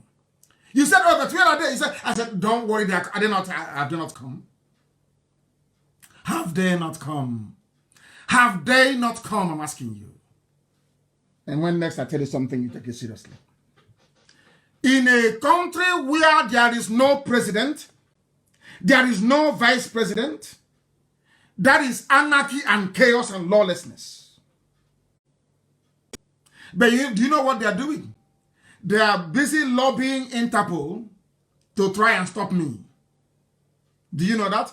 They want a man, this present IG of police, Mohammed Adamu, to head Interpol. Do you know that? They'll be shocked how we know. I got this information from Interpol headquarters. They said they are lobbying Mohammed Adamu. In Asorok now, they are panicking. They'll be in a state of shock. How come he knows? If I tell them what I know, I will tell them the day I'm waiting for COVID-19 to finish, the day I will do the mother of all exposés about how Buhari, I will tell, let me tell them something. Buhari had his kidney removed on the 2nd floor of that hospital. I don't want to give them the name. 2nd floor, he had his kidney removed on the 2nd floor. And when the day comes, I'll educate the world. They want Adamu to become Interpol head so they can fight IPOB. Do you see how strong we are? Obunike, you see how strong we are. Not Obunike people, please. Your PG, that is a thief. Your PG is a rogue with your dead Igwe. Your dead Igwe is a traitor. He's a criminal. He's a rogue. The Igwe of Obunike is a criminal. He's an armed robber. And he's PG. And we'll deal with them. The PG, of course. I tell you what I'm going to do before I do it. We'll deal with you, and he knows we'll do so. The zoo has no president, no vice. They know it is, some of them have seen the 45-year-old boy that Aisha is now proudly parading everywhere with puffed cheeks. You can see it. That he's wearing a mask. Everybody can see it. And I'm asking you, when Buhari was alive, did Buhari take any picture with the wife? Up until the year December 2016, I challenge anybody, apart from his swearing in ceremony the first time, show me Aisha Buhari with the dead Buhari, show me the picture. You people, you don't reason. You have no brain, no faculty, no reason. You don't reason. The black and this UG, black people. I said, show me now. Now they are doing first family, or should I say fake family, not first family, but fake family. Show me the picture of the old dead Buhari. Show me the picture. Show me the picture, I'm asking you. And show me where. Show me where. Somebody wrote and said, traditional rulers are enticed with cows, money by headers. That 100 billion from Mietiela. That's where they're using to buy our ego. They bought the ego of Ubunike. Bought his PG. Maybe he changed a new car too, maybe to Prado. He's talking rubbish. You're a thief. You think Nnamdi Kanu can be preaching to the whole world and preaching falsehood? Is that what you think? When I came on air, when they did the first broadcast, I told you that Abba Kyari was in Havana in Cuba. And I told you that Abba Kyari was brain dead. They put him on a life support machine. Any day they switch off the life support machine, he's dead. I told you live on air before they announced his death. I told you also, you don't reason. I told Alamajiri that thing in Asorok will never speak. That's what I told you. Didn't I say it live on air? I said, he will never speak. They said, but why? I said, I know. That thing there is not even Jubril. Jubril is in Havana. As Abba Kyari was living, the only thing that he was in is, give me Jubril. They gave him Jubril. He took to Cuba. Didn't I tell you? Did I not tell you? I said live on air, on this platform, this God-given platform, that thing in Asorok will never speak. That's what I said. Has he spoken? Has he spoken? Forget all the razzmatazz, Photoshop pictures. Has he spoken? They said he would speak, and I went to my Facebook page and I told them, I'm waiting. Let him talk.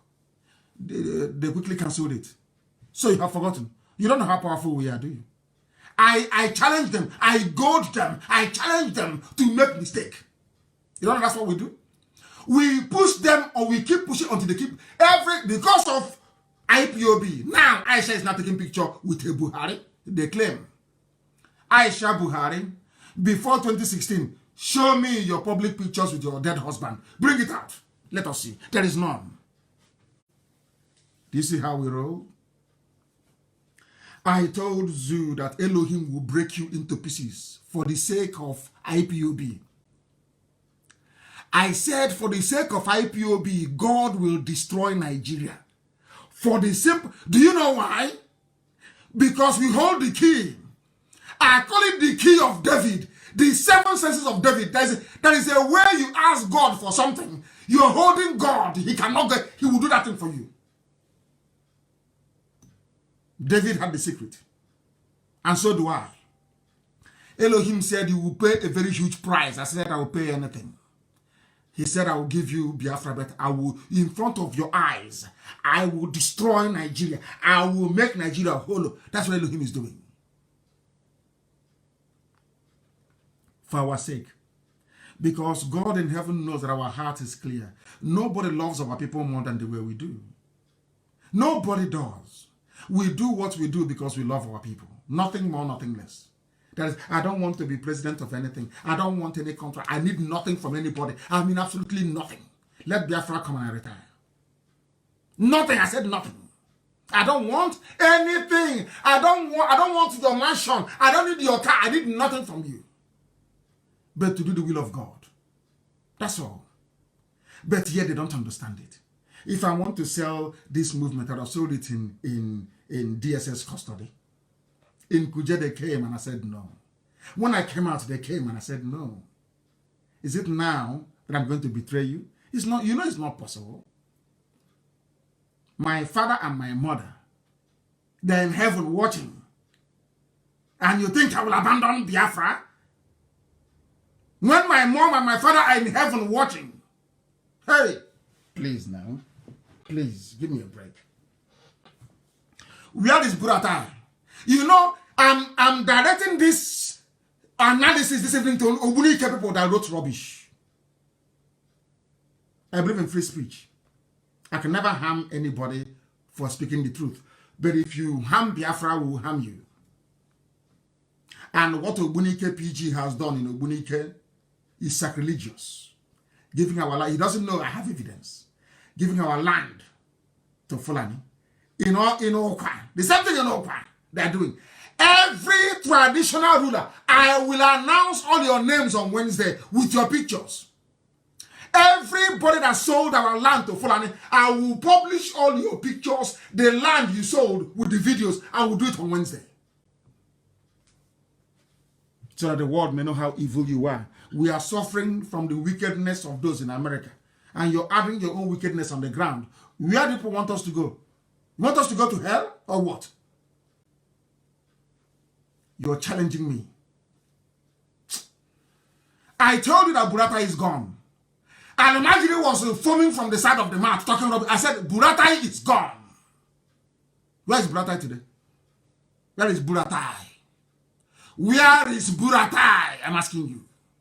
You're playing with me. You people don't even know. Maybe because some, once you stay together, some people, they're thinking, I know him now.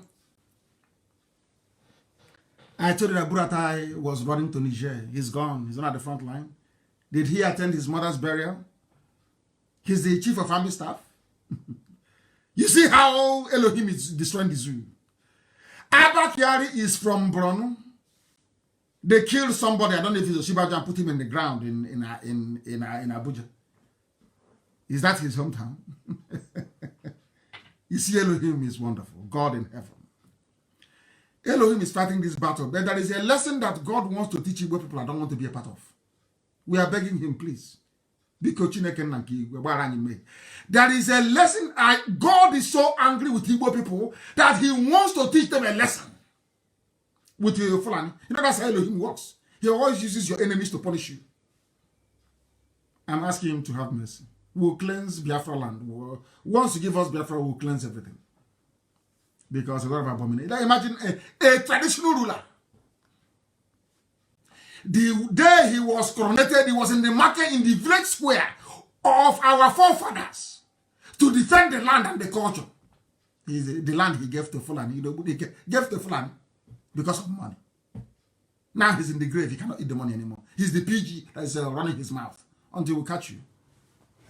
Then you will know. We'll catch you. The Nigerian army that specializes in attacking civilians, where is Buratai? Nigerians are just useless. It's just when Loretta Onochie, the ex-harlot, she's left out, of course, human trafficker. When she gives you 3,000 naira a week for data, you're writing rubbish. Hey, where is Kanu? He started from London. From London, and your Asarok is empty. No Buhari. No Shibanjo, no Buratai, nothing. And you're still running your mouth like just to making noise. You don't know who we are. Your Asarok is empty. The day we open it to the whole world is the day the zoo comes down. Let me see the government of the world that will support such, oh my goodness me, high crimes and misdemeanors. Aisha will go to prison. Aisha must go to jail. You don't know who we are. We never let go. They think if they come, hey, talk about something else now. Every time it's Buhari. Every time they Photoshop. Rubbish. We stay on it. We're not going anywhere. We stay on it. That you may respect us and know that we are not like anything you've seen before. IPOB is not like anything. In your craziest dreams, you have never seen anything like IPOB before. Our madness is on a different level. As I told you before, if you want us to go into the gutter, before you come in, I'm there waiting for you already. Mad people everywhere. You blocked us, air, land, and sea. Egyptians were flying your jet. British army officers were on the ground directing the attack against Biafra land. Britain enforced air, land, and sea blockade. No food, nothing. We held that for 3 years. Talk less of now that Britain can no longer come. Alamajiri. Okay, you are counting on the wickedness of people in America. Okay, I can understand that. They are counting that Britain may not come to help us kill all of you, but your brothers in America, they are so wicked that we know they're not going to help you. But Biafra will come, and every aircraft landing from America will park it one side, under the sun, one side.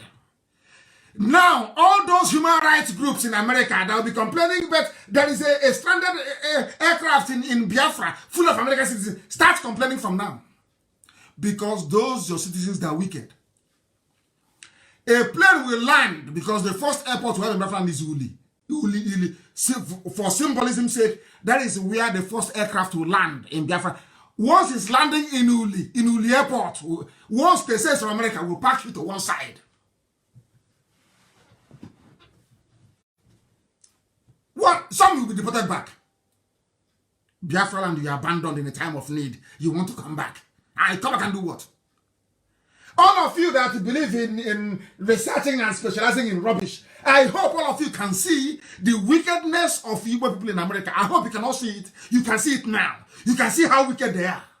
That Fulani are in our villages. And they are waiting for us to call a party for them so they can dress very nice and come and display Igbo people. Igbo, IG. When the time comes, they will be the ones to complain the most. And we will deal with them. And it is that time, believe you me, that they will know, oh, we are going to fight you now. We are going to buy weapons now to fight you. But now, they will not fight you. They will not come now. It is when we have secured Biafra land, they will buy, that time you will come. The Jews did it as well. You see, our brothers in Israel, you know, we are the same people. The same thing. Jews in the same America, before Golda Meir went, they petitioned them. They said, no, that Ben-Gurion cannot do what he's doing. You cannot make Tel Aviv the temporary capital of Israel. No. We want, it's either Jerusalem or nothing. You know what they did? They never gave arms to Ben-Gurion. But they went and bought arms to come and fight him. Not to fight the Arabs. No. Jews in America contributed money, bought weapons to come and fight their own people. Come and fight them. Not to fight Arabs. It's something will happen now, and we will kill all of them. Go and bring it and come now. You think because you're in America, you watch Rambo, you think it is Rambo. You go and come, we'll teach you a lesson. We'll show you that wickedness doesn't pay. That's your wickedness now in America will never pay you. And all the Sabo can never come home forever and ever. They can never come. Sabo can never come to Biafra land. If you like, if you're escorted by 10 amnesties, you can't come home. Mad people. Where is Buratai? And you're playing with us. Because I know them. We went to primary school together, secondary school. You don't know who we are. We are IPOB. I'm not Takwada. We are IPOB. Ask how many means they will tell you. Mad people everywhere. It was one Nigeria that cost us. I'm going to read a letter to you. An open letter from those that call themselves Niger Delta. From Pandev. I watched them. These days, when they want to mention Niger Delta, there's a type of, their tongue will be vibrating. They are no longer sure. Because that is the height of stupidity. Once you say you're a Niger Delta person, you're an idiot. A complete and utter idiot. You are an idiot in the morning, an idiot in the afternoon, an idiot in the evening, and I'll prove it to you why you are a complete all-rounded fool. Nothing like Niger Delta. If you say Ijo, I will understand you, I will respect you. You say Yoruba, I will respect you. If you say Isoko, of course, fine. If you say you are a BBO, you are Efik, you are on, you are Anan, I respect you. But to open your mouth and say Niger Delta means you're a fool, you are raised in the zoo, you're a zoo animal, your brain cells are not functioning. Not well. We must proceed. They wrote a letter. from Pandevo. I call them every ethnic group, they have their own efulefu. They say, oh, they're the elders. I say, you're talking rubbish. When you hear Aya Debanjo speak, you will know. You will know an elder is speaking with authority. Asking them, come back and protest on the street. We are here. When you hear a genuine elder concerned, you will know. Go and listen to what they were saying. A man I respect immensely, but Yoruba people won't write about it. Aya Debanjo. And of course, I hope that this other young boy coming up now, that he remains consistently consistent. He may inherit the mantle of Aya Debanjo. They wrote a letter from Niger Delta. Now they're writing letters.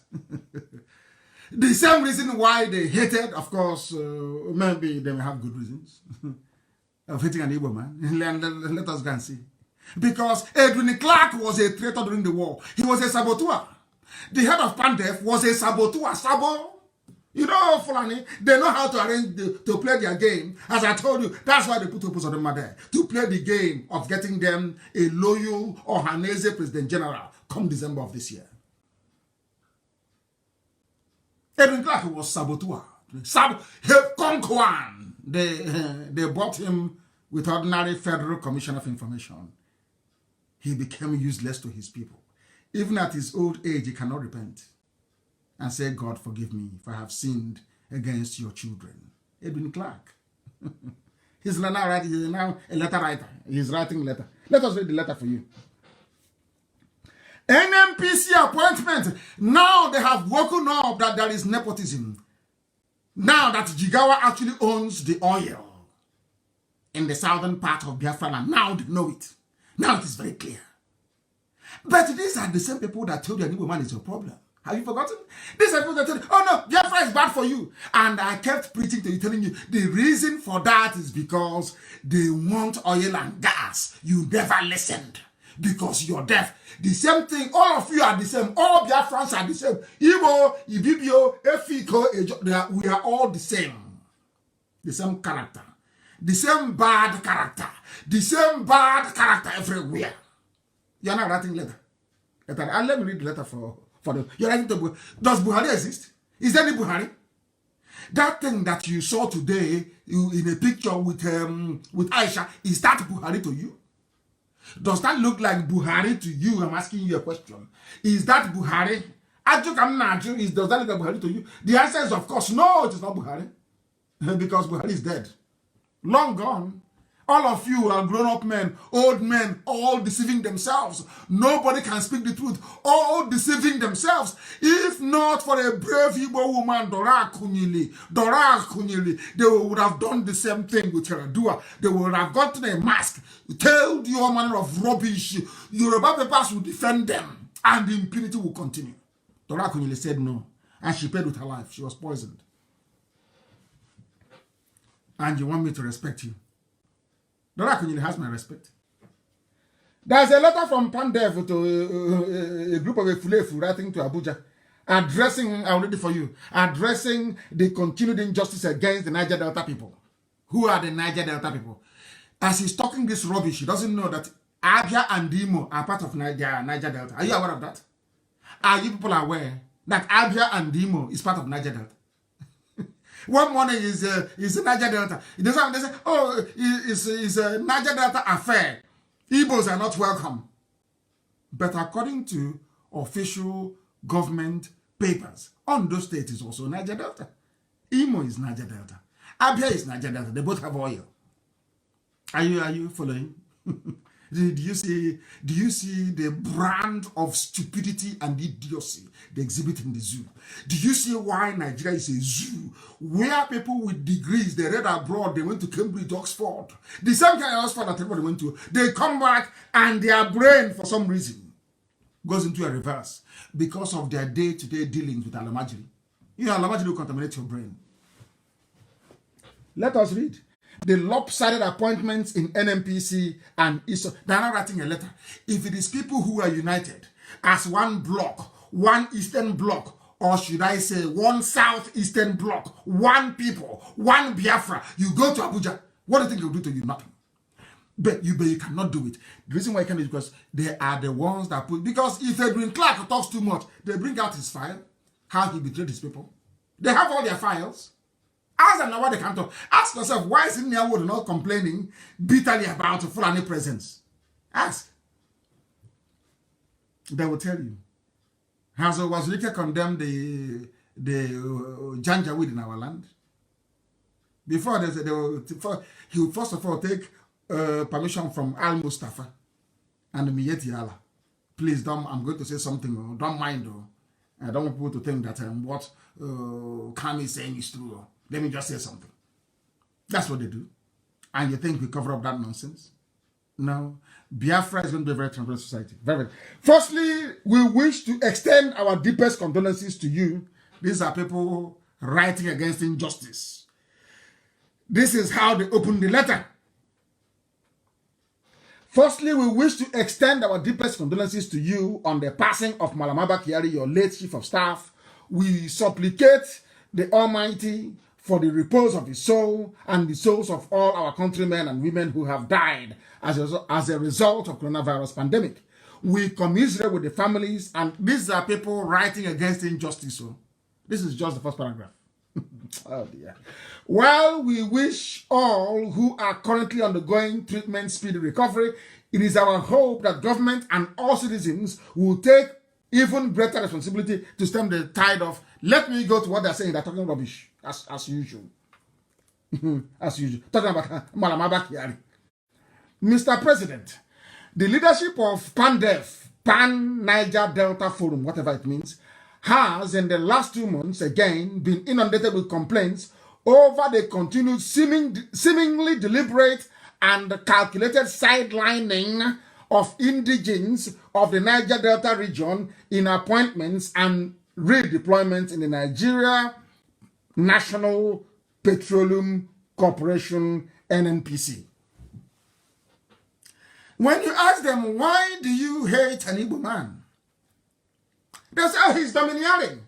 Now I'm asking them in English language, what is it that Fulanese took over NNPC? What is the term for it? It's not domineering. No, they are everywhere. It's not domineering. But Igbo man is domineering, yes. But why not Fulani? No, because he's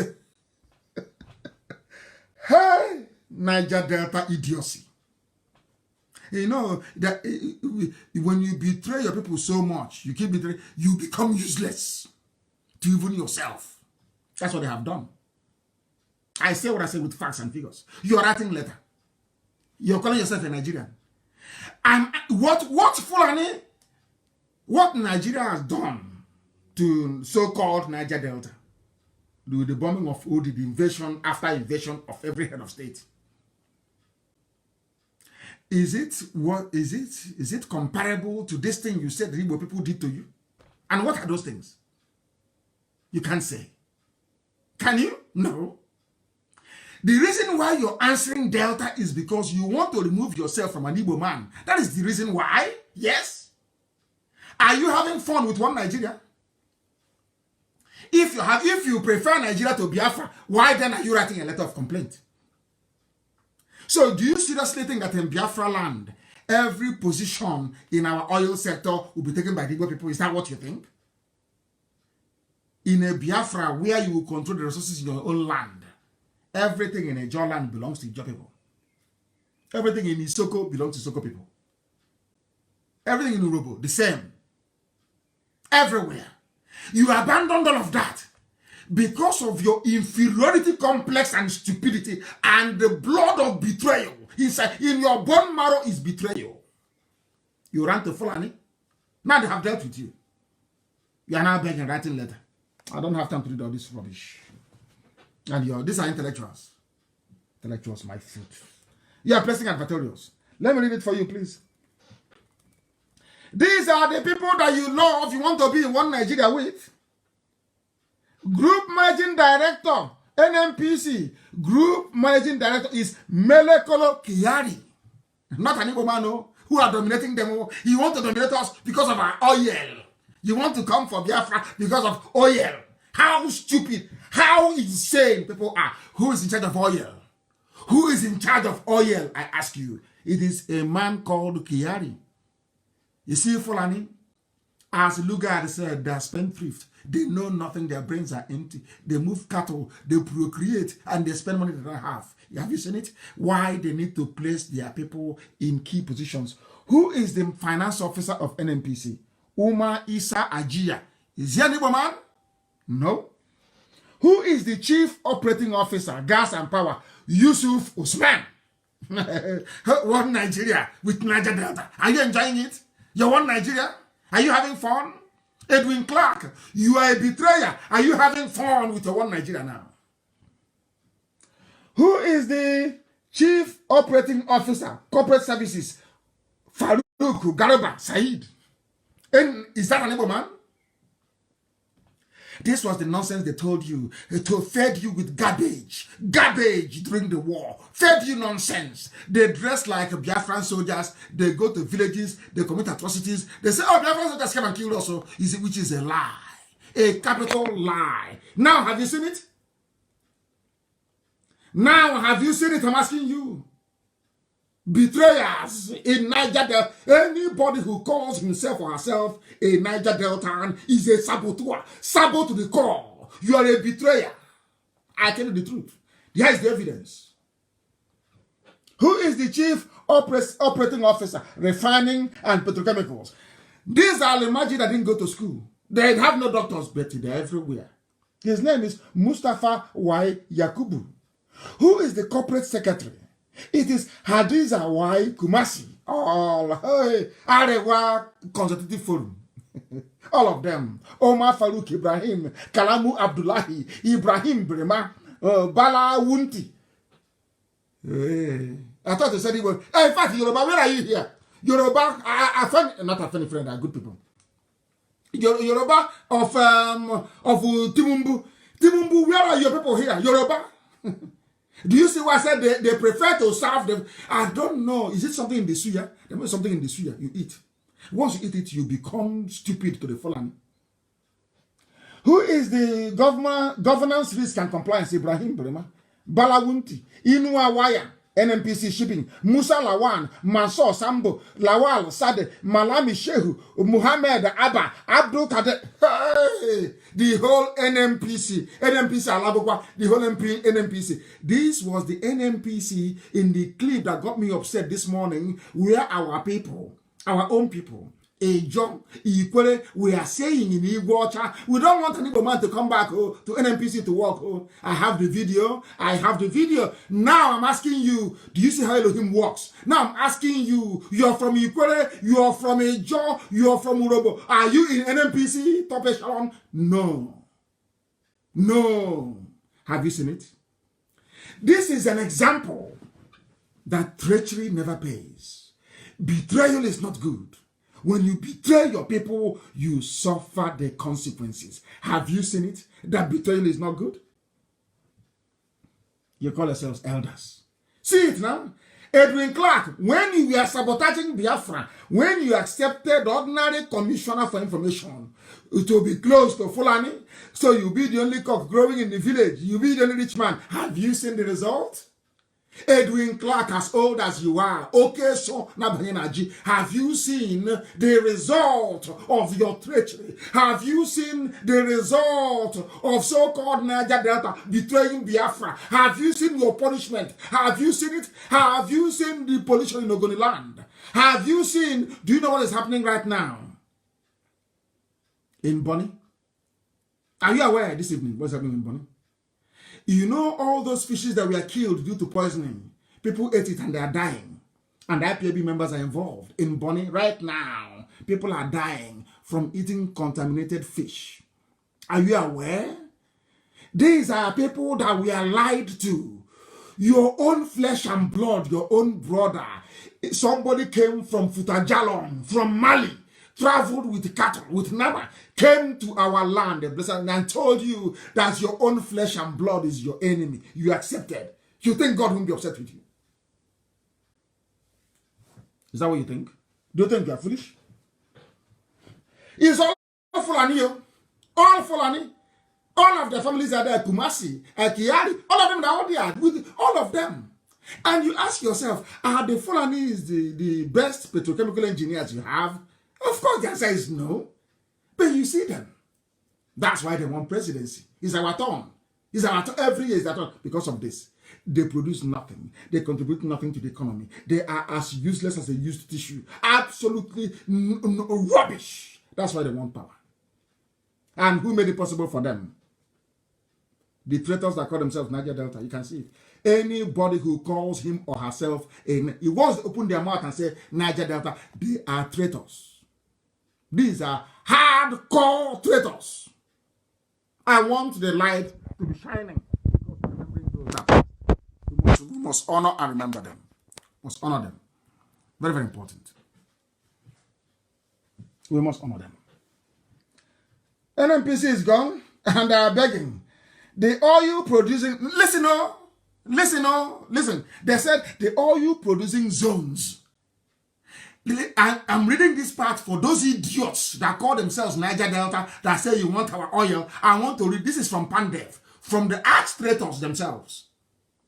They said the oil producing zones of the south, southeast, and southwest. Oil producing. So now you agree that southeast produces oil. And who are those in the southwest? They are people that our own flesh and blood, our land that was given to Ondo State. There are Ijaw people there in Ondo. And they will come with us. Izon is in Ondo because of oil well. They drew the boundary to put our people inside Ondo because of oil well. That's how they say southwest. If you hear southwest, you think that everywhere in the west is full of oil. No. It's our land that they gave to them. But we don't mind. As long as they come back. And we'll give them oil and gas for free. We're not doing anything with it. Oil and gas is the mainstay of lazy people. Is the mainstay of the economy of very lazy people. We are not lazy. We are not. Elohim built radio, Biafra television from nothing. From nothing. So we are creative. We know what to do. Not oil and gas. As for economy of people who can't reason very well. Typical run-tier economy. Now they agree that Southeast produces oil. Are you here? Oil people, can you hear me? They're saying you want me for my oil. From Pandev, they've actually agreed at last that Southeast actually produces oil. And most of the oil comes from Southeast and gas. They just pipe it underground because no ship can come there into the hinterland and take it to the shore and then just ship it to the coastline. Simple arithmetic is lost on them. Tomorrow now, one idiot will write from somewhere in Arugungu and write rubbish. You Biafrans now, take your 5 states and go. I say you're a fool. Opobo is Biafra, isn't it? Don't they speak Igbo in Opobo? Is there anybody in Opobo who doesn't understand Igbo language? Is Ndoni not Igbo? I heard somebody mention saying something today about Edo. Edo, you are in Edo. In Edo, Biafra wants to come into Edo, and I'm just laughing at them. And I said to the person, can you confirm to me that Ishan women, Ubaji, that's their name, not Ishan. Ishan women, do they tie 2-piece wrapper? I said, yes. I said, of course, they're Biafrans. They said, oh, they're in Edo. We Edo. They said, no. Igodomigodo is different, not Bini. I went and did some research. The proper name is Igodomigodo. They are calling them Niger Delta now. Their proper name is Igodomigodo. That's the proper name, not Bini. Bini is not the proper name. Igodomigodo is the original name. As I kept researching, Igodomigodo means the key that opens the key. You understand that? And Igodo is what we call key in Igbo land. I'll get to that later on. I'm just trying to let them understand that we know history. We know the history. The name is not Bini. The name is Igodomigodo. Go and research it very well. Get into English Encyclopedia, for those who don't know. We'll proceed. Now they agree that Southeast produces oil as well. NNPC board, it has been, every time, only Fulani Janjaweed all over the place. Fulani Janjaweed have taken over. Now they are complaining. Akwa Ibom produces the largest amount of oil, followed by Delta, Rivers, Edo, Ondo, Imo, Abia. That's how they are. And oil production in the north is 0%. You're complaining. So when you are betraying Biafra, you didn't know this is the answer? All a Fulani man needs to do on the advice of the British is to divide you into two. Once they divide you, you keep saying you want us for your oil, they are sucking the oil themselves, eating everything. So when you complain, it's like pouring oil on the back of a tortoise. It doesn't make any sense. You can complain from now till the kingdom come. You complain and you go and sleep. What can you do? Nothing. When you were betraying Biafra, I didn't know.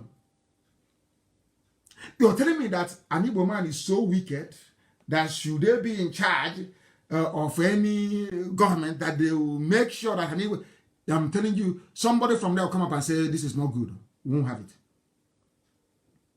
You call yourself Niger Delta. Niger Delta of where? Of Nigeria. Look at the result now. Because you have no shame, no class, no dignity, no self-value, no worth. Keep on deceiving yourselves, calling yourselves a useless name that has no meaning. They'll be goading you. Fulani will be. Look at the Fulani treating you like a child, goading you. Who said they're not Niger Delta? They're Niger Delta now. What is the meaning of the name? You can't tell me. You're from Niger Delta region. And you think these are our people? No, they're all Alamajiri on 3,000 a week to be writing rubbish. That's why I'm very, very glad with what IPOB family is doing in Bayelsa. They are doing marvelously well. They copied everybody here. They CC'd everybody. They copied Senator Ahmed Lawan, Femi Bajabiamila, Ovie Omo Agege, Chairman Senate Committee. Everybody was copied in. This is the thing about these people that I don't understand. Listen carefully. You see this Pandev, why I hate them with a passion. You see anybody, I told you before, if you call yourself Niger Delta, you're a criminal, you're a rogue, you're a thief. Check out, God will punish you. God will punish you. Do you know that Pandev wrote a letter? In that letter, they said that Southeast is oil producing. Is that correct? But now, listen very carefully. When they were sending out the letters, there is no Southeast governor copied in. Let me tell you those they copied in. They copied in all their Fulani masters. Udom Emmanuel is there. Diri is there. Bayelsa State. Ayade is there. Cross River State. Okowa is there. Delta State. Obaseki is there. Edo State. Edo State. Wow. Wike is there, of course. River State. How about the governor of Imo State? Not there. Albeit from Federal High Court in Abuja. How about the governor of Abia? He's not there. But they copied in every other governor they claim produce oil. And this letter is coming from our own flesh and blood, fellow Biafrans. You see what shame has done to them? You see what shame causes? Out of shame, all of a sudden, Pandev cannot copy in as a state governor. But they copied in, what's it called? Every other governor that has, they claim produces oil. Non-female. You know, when you commit a crime, you begin to, you become ashamed of yourself. That's what they're doing. And I'll be on this case of Niger Delta. As long as you call yourself Niger Delta, you're an idiot to me. I don't regard you as a human being. And the more you remove yourself from Biafra, the more Fulani will deal with you. They will deal with you.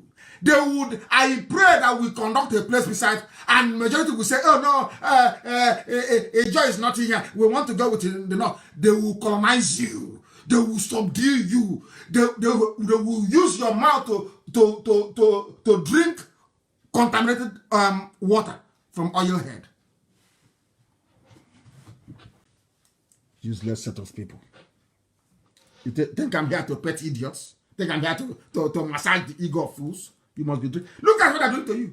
Or out of shame, you can no longer say, oh, let me copy in Abia State governor. Or copy in the Supreme Court governor, who opposed them of Imo State. You couldn't. You can't. You can no longer do. Out of shame. Now you know that betrayal doesn't pay. Now you know that betrayal does not pay.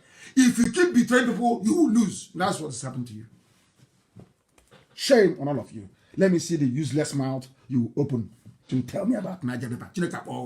We Niger Delta. Who is Niger Delta? I'm asking you. Who the hell is Niger Delta? Shameless people. Shameless idiots. Who the hell is Niger Delta? I'm asking you. Define Niger Delta for me. What does it mean? It's like a U. Ogoja is Niger Delta? Ogoja is Niger Delta? People are mad. Insane people everywhere. And somebody wrote in a newspaper, a civil rights group, human rights, Huriwa, is now everybody's waking up. You are giving all the positions to Fulani. If it's an Igbo man who is in charge, who is the president of Nigeria, and you give, hey, remember, Yoruba said the reason why they voted for Buhari was because they didn't have any presence in the government. Not minding they had positions there. Not minding. What time is it, please? The time now is 10 minutes. We've gone for nearly 2 hours. Unbelievable. I didn't even know that. I didn't know that. And it's holding up very well. Do you know that Yoruba said the reason why they did not vote for Jonathan was because there was not enough Yoruba in it. But now, what is happening? The device they have is missing. Is it not missing? Is it not missing?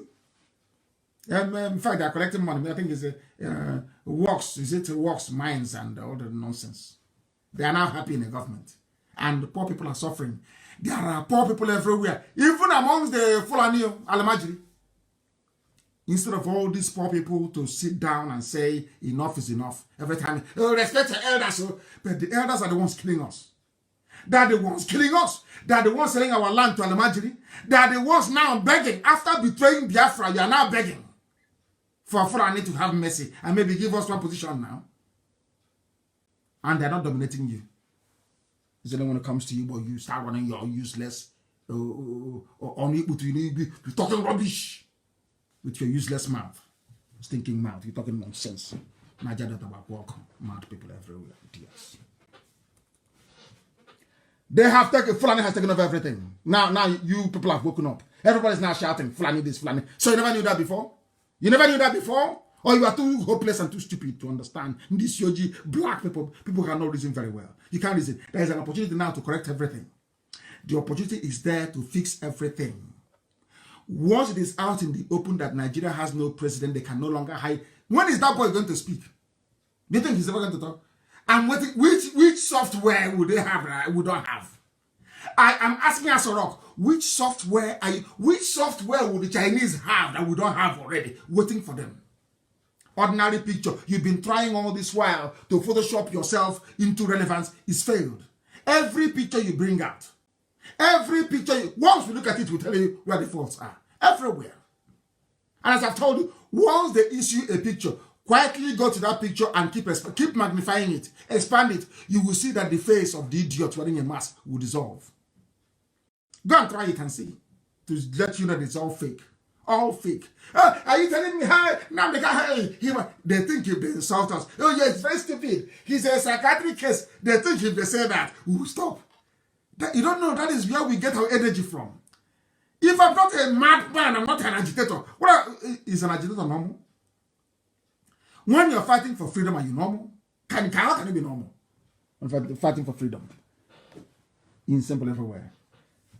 These are people from the south still begging the north. One, Nahoro wrote, is a veteran journalist and activist, Peter Nahoro. He called for restructuring. And I'm telling Mr. Nahoro, you are wasting your time. There is nothing like restructuring. We are not interested in your stupid restructuring. If what Fulanis are doing to you is not enough to tell you that you should go your own way, that means you're even a worse fool than I had thought. They say insult people. Want me to insult you? You're a black man, you're stupid, and want me to tell you that you're intelligent? Is that what you want me to say? Oh, he's nice, oh. I don't do that nonsense. I don't. I have no time for idiots. How can you be talking about restructuring in a country where the Fulani, a president is dead? Dead, no vice president. A woman who was not elected brought her lover into the villa. Are you people insane? Are you mad? What are you restructuring? Instead of talking about breakage, let everybody go there. Talking about restructuring. Let's restructure the politics. Are you insane? Some of you cannot speak very well because you're compromised. Allow us to speak. because we are not compromised. Allow us to speak. We are not compromised. I remember somebody said, hey, he's been bribed by APC.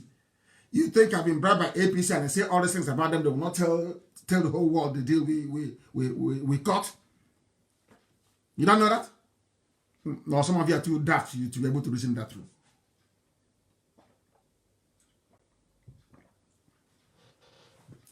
I had a sip of water.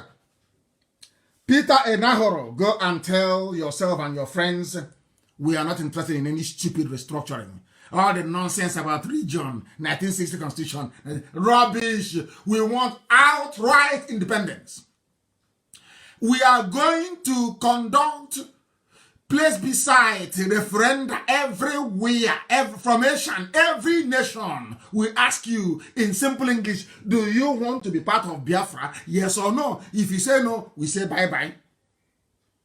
But the day the Fulanis will come to take your land, we will not come to help you. Simple. You think we are begging? Why should we beg anybody to be part of Biafra? Why? When we know that after 6 months of Biafra's independence, you'll be begging to come in. You're begging for visa to come. Why must I beg you for what?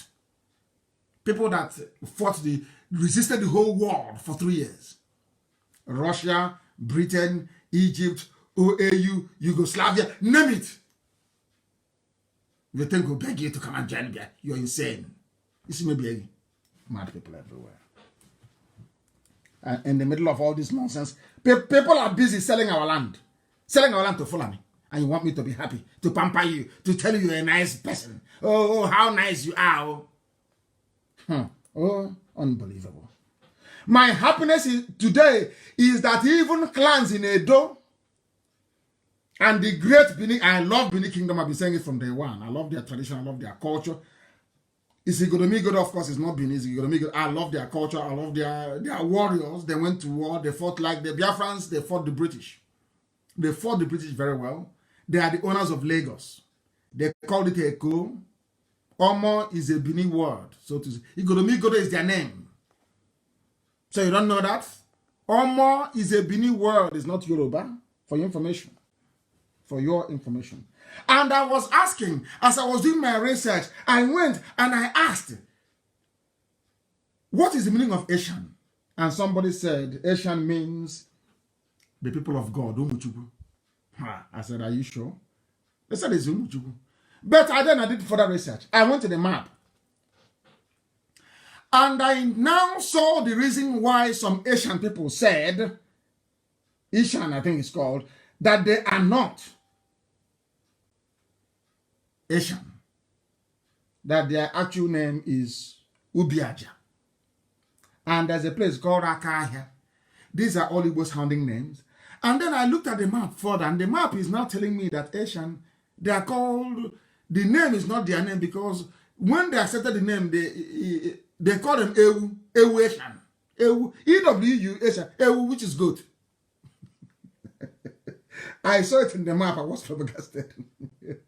And look at, from Asian to Ewanke is not very far. Not far at all. Unbelievable. They are Umuchineke. Somebody said they are. Oh, they are me. There are speakers of truth everywhere, and I must recommend them. As I said, the young Yoruba man, if he continues that way, our own Simon Ekwe, if he continues that way, and many others, which I shall go through later on. Efe is doing very well. They are the ones who are going to vote. These are the people who are going to vote. These are the people who are going to vote. And I want us, please, to accept this very fact that these people are the ones who we should be listening to. We should be listening to them. We ought to be listening to them. These are our people, and they are doing a very marvelous job, a very wonderful job. A very wonderful job. We must, as a matter of fact, listen to these people. Efe is one of them. I want to be able to assemble all their names. If I've said Mayagun's diary, you must go there and listen to him whenever he's on. That is our brother Murphy Uyi Ogiso. You must listen to him. Please, Amaka, publish their pictures and their names. These are the people that tell you the truth. And I hope they remain that way. Any day they deviate, any day you deviate, you are gone. Remain on the truth, always, with no hidden agenda. I said no hidden agenda. Remain straightforward, no hidden agenda. No middleman. No, no jokes. Please. And I will start from I will actually start, let me see if I can start from the beginning. There is Biafra Child. You know Biafra Child, Mwachineke. You must listen to Biafra Child, Mwachineke. There is Onyema Chioba doing a very good job. There's our sister, Tamonotonye. Tamonotonye, you must listen to her. You must listen to her. Efe, Owanobo Efe, you must listen to her. And then our sister, I watched her today. I couldn't stop laughing. Oh wow, Sophia Obaze. Hey, this one is one woman riot squad. Oh my goodness. We love them. We love them. And our dear sister, the freedom fighter herself, we call her freedom fighter. You know her very well, Faith Ogala. These are the people to listen to. They are the ones that will tell you the truth uncompromisingly. Uncompromisingly, they speak the truth. And most of them are from Edo. So, Edo, there will be a place beside. If you want to join, you join. You don't want to join, you go. As simple as that. But in any case, the crown or the throne of Igoromigodo will be respected, revered, and adored always. As I've said, is a culture that I have so much respect and admiration for. And we'll keep it that way in Biafra, even enhance it more. But we can't beg anybody. We are not in the business of begging people. Why? Please, we don't beg anybody. The whole Niger Delta nonsense must stop. If you look at the map of the zoo, it tells you very clearly that in actual fact, the southeast is in Cross River State. That's the southeast. Igbo land, the 5 states in the middle, and Anioma all the way to Ebanke is actually the east central. They are the central states in the east. And then you come down, you have the south of Biafra, which is Akwa Ibom and Ijoland. Very simple. But they keep changing. Nigeria has no north, but it has south-south. You know, there's no north in Nigeria. What you have is northwest, northeast, and middle belt. There is no north. But in the north, there is no north. But in the south, there is south-south. Not only south, but south-south. These are some of the things that I expect people to be able to reason through and know that they're playing with us. And there is anybody telling me Port Harcourt, I will block you. I will not talk to you again. A white man cannot come from Britain to give me a name. I don't subscribe to that rubbish. I don't buy into that inferiority complex. We don't buy into it. Port Harcourt is Iguacha. If you write in IPOB and you say it is Port Harcourt, your post will be deleted. Your articles will not be published. There is nothing like Port Harcourt. Nothing. It is Iguacha. That's the name. I can't go to England, go to Liverpool and call it Port Okereke. Are you mad? A white man to come to your land and is Port Harcourt. I live in PH. Fools everywhere. Fools everywhere. What is your name? What is your name? Iguacha? If you don't know, not Port Harcourt. Harcourt is dead. He's a man. He was a morally bankrupt, depraved man that used to sleep with little boys. You don't know that? That's the name you're answering, saying you're from Port Harcourt. Mad. Is it Iguacha? Because it's an Igbo name, you don't want to answer it. Because you're Niger Delta. Mad lunatics everywhere. We continue. Because I came across also a piece of very wonderful this evening. The names and their meaning. What are the names and their meaning? And it was written by Guardian newspaper of all people. Are you listening to what Guardian is saying? They know the truth, but they're hiding it. And I want this thing everywhere. Just give it to Amaka to post everywhere. Open it and show them so that they will know. Mad people. You're Igbo, you're hiding your Igbo-ness. You're afraid. Maybe because of the stupidity of those in America. Because of that, I will say, oh, I'm no longer Igbo. Because the Igbos in America are stupid. I will say, I'm no longer Igbo.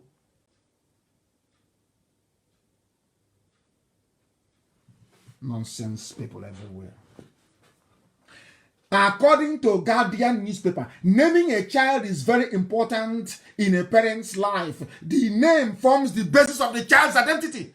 Give them the news. Your name is who defines who you are. When my kids are, if they go outside and they are missing, you're like, he said, my name is Nnamdi Kanu. You know where they come from. Once they open their mouth, what is your name? My name is Nnamdi. What is your name? The little one, my name is Nnamdi Kanu. You know where they come from. Not, oh, my name is Cyril. And then the next question is, but where do you come from? Thank you, Guardian, for writing this. Guardian is when the zoo is an establishment paper. These are the people that support evil. But it doesn't mean when they write something decent, we cannot read it out for the whole world to hear. We read it. Naming a child is very important. It's a very important decision for the child's parents as the name forms the basis of the child's identity. Now, do you understand it? Why Port Harcourt must be Igbocha? Not Port Harcourt. Igbocha. I know Yoruba newspapers, they'll be writing Port Harcourt. You know, they're very vindictive and evil. Spiteful and evil. As Lugard said, always conniving, seditious, knocking people's head together. That's their job. Seditious. You see, Igbocha? The Igbo people, according to Guardian newspaper, an ethnic group native, listen to Guardian, native to the South Central and Southeastern Nigeria. So they even know the truth. And by Southeastern, they mean Cross River. South Central, they mean all of us, all the way to Iwanke. Because the man saying Edo this, Edo that, I'm asking him, are you aware that there are Igbo people in Edo State? Do you know the Igbo people there? So when I come for my people, I'm not coming for you.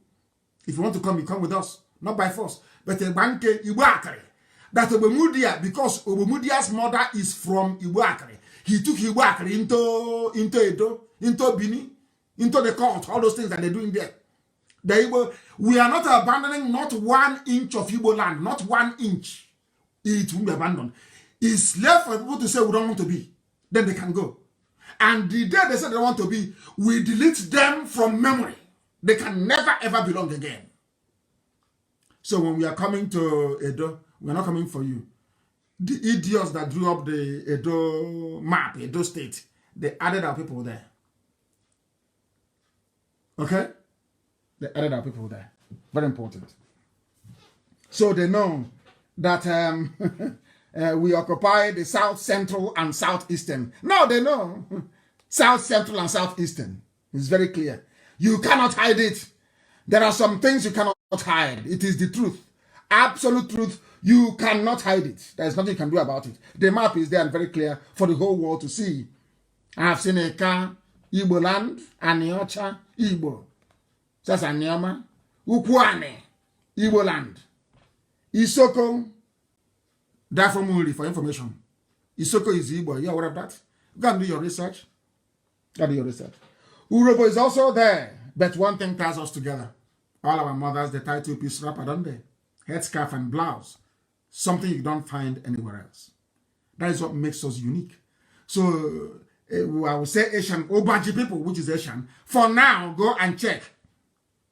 If your mom, those that went to church today, if she tied 2-piece wrapper, if she did, then you're one of us. You're part of this family. It doesn't matter what the Oba of Benin says. He only has 1 vote. Oba of Benin, that I respect very much, only has 1 vote.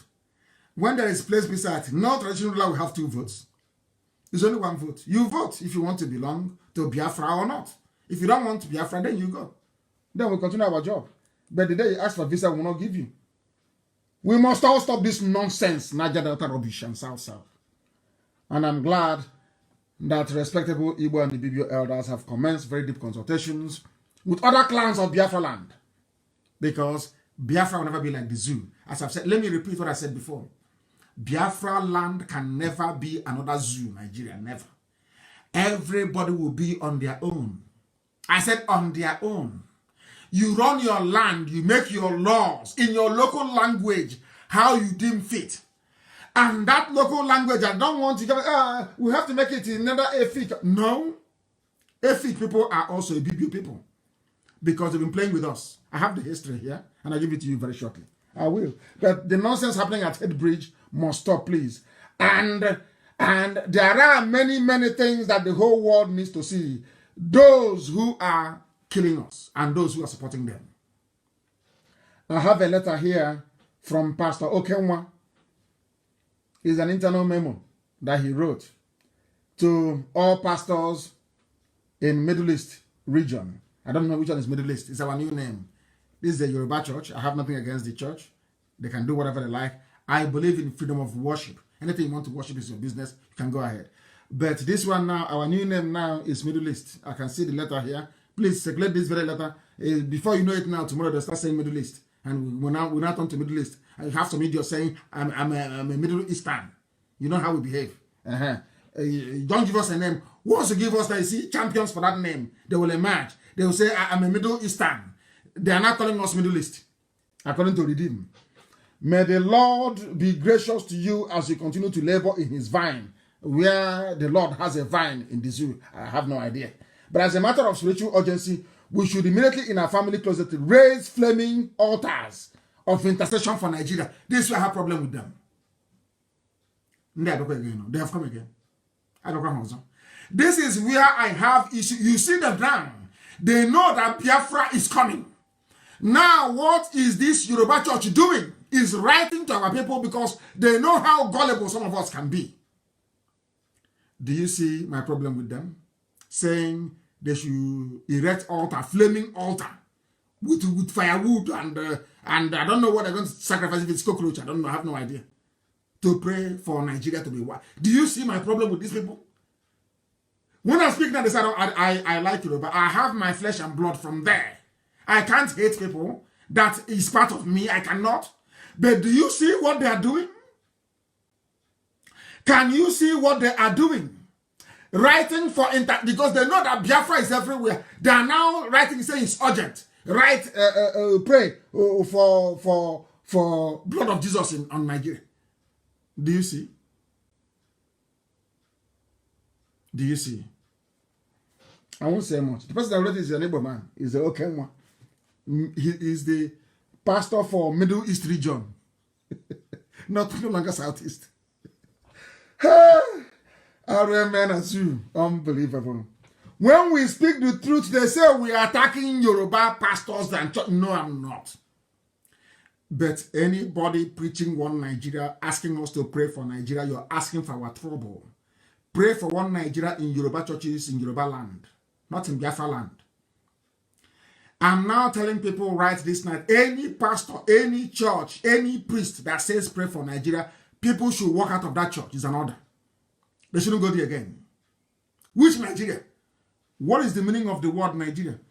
Where does it come from? The same Nigeria that took over the whole of NMPC, that people are begging, the same Nigeria, I'm asking you, that is bringing Janjaweed, open their borders in the north, but close the borders in the south. You people in the south, are you people that stupid? You don't reason? You have no brain? They close your borders, but the borders in the north are open? Oh, God. I want to listen to this pastor. He's a Yoruba man. Let's listen to him. Hear what he has to say. He has something very important to say. I want to play it for Yoruba people. I love this man. He's Yoruba, but I love him. I love Aya Debanjo. I love him. Men, any day, any time, morning, noon, and night, you call them, they stand up, they are still saying the same thing. That is what I call consistency. Those are the people that earn my respect, not those that come with the wind. When the wind blows, they change. They blow here today, they go. It blows there tomorrow, they go. No. I don't want that. I don't want that. Let us listen to this Yoruba pastor and hear what he has to say. Very, very important, please. Yoruba land, not for Fulanis. Listen. If you attack back. He's telling Yoruba. The book of Hosea chapter 4 verse 6 says, my people are destroyed for lack of knowledge. Are you listening? Because thou hast rejected knowledge, I will also reject thee. that thou shalt be no priest to me, say thou hast forgotten the law of thy God, I will also forget youth. It is time for you to wake up, to form a formidable group within your localities, and be ready at any time to defend yourself. This is a priest. These are the Desmond Tutus of this. These are the priests that I like. A priest speaking the truth, not talking rubbish. He never said one Nigeria. Please circulate this very video everywhere. Put it on my wall that they may see it. He's a Yoruba man. These are the people that I love and respect. Not those from Sierra Leone. You know that's a bit from Sierra Leone. Like the Tinubus and the Okoya Thomas. They came from Cameroon. Sorry, from Sierra Leone. Let's continue. From Fulanis and total Islamization of Nigeria, and make Oduduwa Republic a reality. Oduduwa Republic. Yorubas, how long are you going to remain dumb? To believe lies of pastors and governors and cabals? Are you listening? This is a minister of God saying that, asking Yoruba youth, how long are you going to listen to lies from pastors from Redeemed Church? For how long? Ask you to pray for one night. This is a man of God. This is a pastor, a Yoruba pastor. Let's listen. Let's listen. Yoruba land, not for Fulani, in your localities, and be ready at any time to defend yourself from Fulanis and total Islamization of Nigeria, and make Oduduwa Republic a reality. Yes. Yorubas, how long are you going to remain dumb? To believe lies of pastors and governors and cabals and coward obas. Coward obas. Pastor Enoch Adeboye was the booster of RCCG and not founder. It was the man that derailed Christianity in Nigeria, especially in Yoruba land. I am not judging, but he created classical and modern Christians in RCCG that made many people to fall to the trap of Satan through fornications. He commercialized school churches and deviated from the way. Now, that one is religious politics. I won't go into that. Are you listening very well? Your daddy GOs have trapped your brain as the cabal is messing you up with janjaweed. So is your daddy GOs writing to you, trying to put up a flaming altar of Christ in the blood of Christ to pray for one Nigeria. You will drown in that blood of Christ. You will drown inside it. Check out walk inside that blood. One Nigeria that is killing everybody. The same Nigeria that is killing everybody you're asking people to pray for. Do you have conscience at all? Is it because of the money you're in? You see how these commercial pastors, all these sons of Satan, send their pastors. Some of them putting on bleaching. Now, like Osibajo, so used to be the picture released of him. You know, as I said, when they shine the floor for you, you're gone. They shine the table. It's not like a mirror.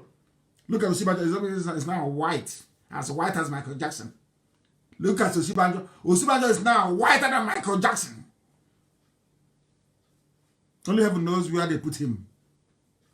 And I still believe that it must have been him in that grave for Abba Kyari. I think it's Osibajo who is there. Yoruba pastors must repent. Aso Rock is empty. Where is your president? I'm asking them.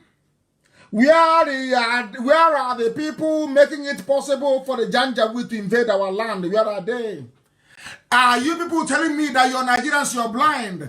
You cannot see that the coffin they used to bury Abba Kyari, there was blood inside it. Are you all blind? Are all of you blind in Nigeria? What is your Fulani giving to you people? All of you are cowards. You do nothing. You support evil. You support evil. Whose blood is in that coffin? If it's not Osibajo, then bring Osibajo out. Let us see. If you are telling me that they did not shoot Osibajo in the head and bury him and bringing out Photoshop, now Osibajo is now looking white, like a ghost. Bring out Osibajo to address the world and speak Yoruba. Allow him to go to his village. Let's see. Osibajo is dead.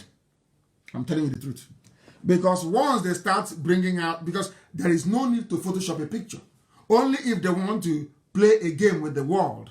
If they hold Osibajo back, they will say, oh, Nnamdi Kanu will complain and say Osibajo is dead. So at the last minute, when he wants to expose the the dead Buhari and the scam going on, then we'll bring him out and say, oh, can't you see? Oshibajo is alive, oh, he's been lying to you. That could be the only reason. But all the same, Oshibajo, I don't know you as to be a man of light skin. Or I don't know you as a man that puts on bleaching cream. As where's that name of that pastor that put on his cream that Jubril used to like so much? That pastor, I don't know his name. He loves cream, a bit of cream, and shin can Tennessee. Now, I am asking them once again, where is Yemi Oshibajo? Why is Boss Mustafa doing his job? Nigerians, you claim you're educated. Nigerians, you claim you are enlightened. Nigerians, you claim you are polished. You're intellectual. And you brew file, flat file. You carry flat file with a worn-out constitution inside it, talking rubbish. Intellectual. Where is Oshibajo? Where is Yoruba? Where is your son? Unless you're in on this Jubril is now gone. Unless you're in on this Fulani fraud, where is your son? We don't want he was in a meeting. Can't you see his picture? Can't you see his video? We want to see him outside talking to people. A live press conference. Look at the blood-stained coffin. Look at Oshibajo's picture. I posted it earlier. The table is now shining. They surrounded Oshibajo with so many bottles of water. You think if they're advertising table water or pure water inside ANCESTRAL, come on. Look at the bottle. He's now, I don't know, he survived COVID-19. Did they ask him to start drinking water? Look, now they now use bottled water to decorate. It's the new in thing now, bottled water. He's now a bottled water man. The face mask he's wearing is up to his eyeballs.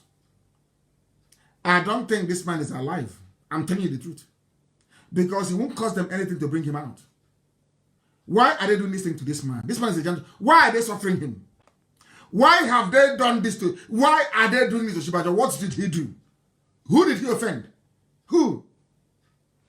That Yoruba cannot look for their son. Very, very sad indeed. And I told you that Aisha is in charge. And so I have to preach. Okay, I have to preach this gospel. If I have to be here 5 hours, I'll preach tonight 5 hours. I must say what I have to say.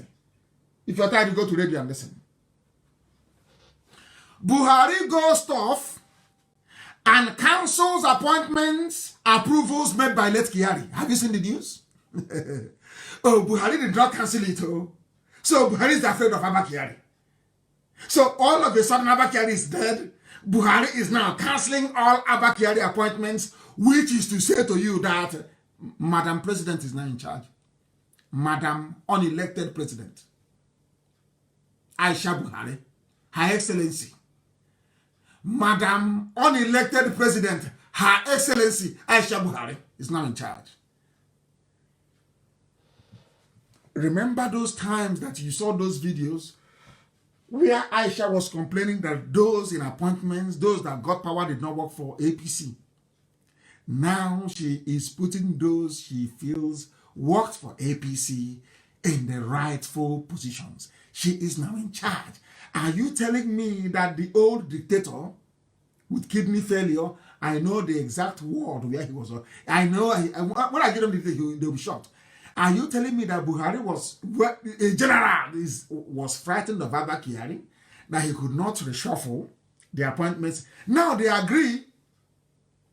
Do you see that Nigerians are stupid? These are the worst set of idiots in the whole planet. Can you actually read the news? The headline says Buhari goes off, cancels appointments, approvals made by late Abba Kyari. So it was Abba Kyari that was appointing people. Now you know. When I told you that he was a de facto president, now in death they have confirmed it. Do you see Obunike? Do you see Obunike PG? Do you see that I don't lie? Nnamdi Kanu doesn't lie. They brought out one Yoruba idiot yesterday. He's a psychiatrist. He's a psychologist. Why won't I be angry? And the psycho. You are in a zoo. Who is normal in a zoo? Who? I ask you. Look at them. All of a sudden, Abba Kyari is dead. Even the journalists, even people quoting from us, they are so daft, they don't know anything. Buhari goes tough. Tough now that Abba Kyari is dead. Cancels appointments made by who? By Abba Kyari, not you, the president. Too. Hey! Zoological Republic. Do you see why they are fighting online? Do you see why they are struggling every blessed day? Every day they are struggling. How do we stop IPOB? How do we ridicule Nnamdi Kanu? They Photoshop all the pictures in the world. They get Yoruba idiot from school where there is no light to talk rubbish. They don't know that IPOB is under oath. All these things, all this nonsense, you're right. You're in the UK. You're a coward. Come back. You take IPOB. So they think if they keep writing it, stupid, idiotic Igbo men especially will latch onto it. Is that what you think? Is that what you think? Elohim has destroyed the zoo because of us. We have destroyed Nigeria. You're not going anywhere. That idiot is there taking Eid al-Fitr with a mask, doing all that. Only in Asorok. He cannot speak. He cannot travel abroad. You are trapped inside Asorok. And I'm sure before 3 years, Aisha is a young girl. She'll get pregnant again. Aisha is young. And in Islam, they cannot do abortion. So let me see what she's going to do. She'll get pregnant soon. What I got to you? Then I'll see. Maybe they'll say he's idiots in the zoo. Adeboye will say it's Holy Ghost that got Aisha pregnant. He's the Holy Spirit. You know they are fools. And idiots will believe it. That small boy will impregnate you. That little boy. Look at his eyes. All I told him, he will impregnate you. Your eye will clear. You want to play Marie Antoinette as a hard woman. Your husband is dead. Instead of you to bring your husband back and bury your husband, you are with your lover inside that rock. Abomination in Islam. And you claim you're praying to God. You're praying to Allah. And Allah will listen to your prayers. Because you're deceiving Christians. You're deceiving Biafrans. Because of that, somehow, God will forgive. Allah will forgive you. That's why they came. So if God will ask them, why are you doing this? They'll say, oh, I want to go and capture Biafra land for you. You know, they're infidels. I want to go and capture them. Where you are capturing Biafra land, that boy will capture you and impregnate you. Then your eye will clear. Your eyes will clear. Then you know what you've done to yourself. Buhari goes off, cancels appointments, approves.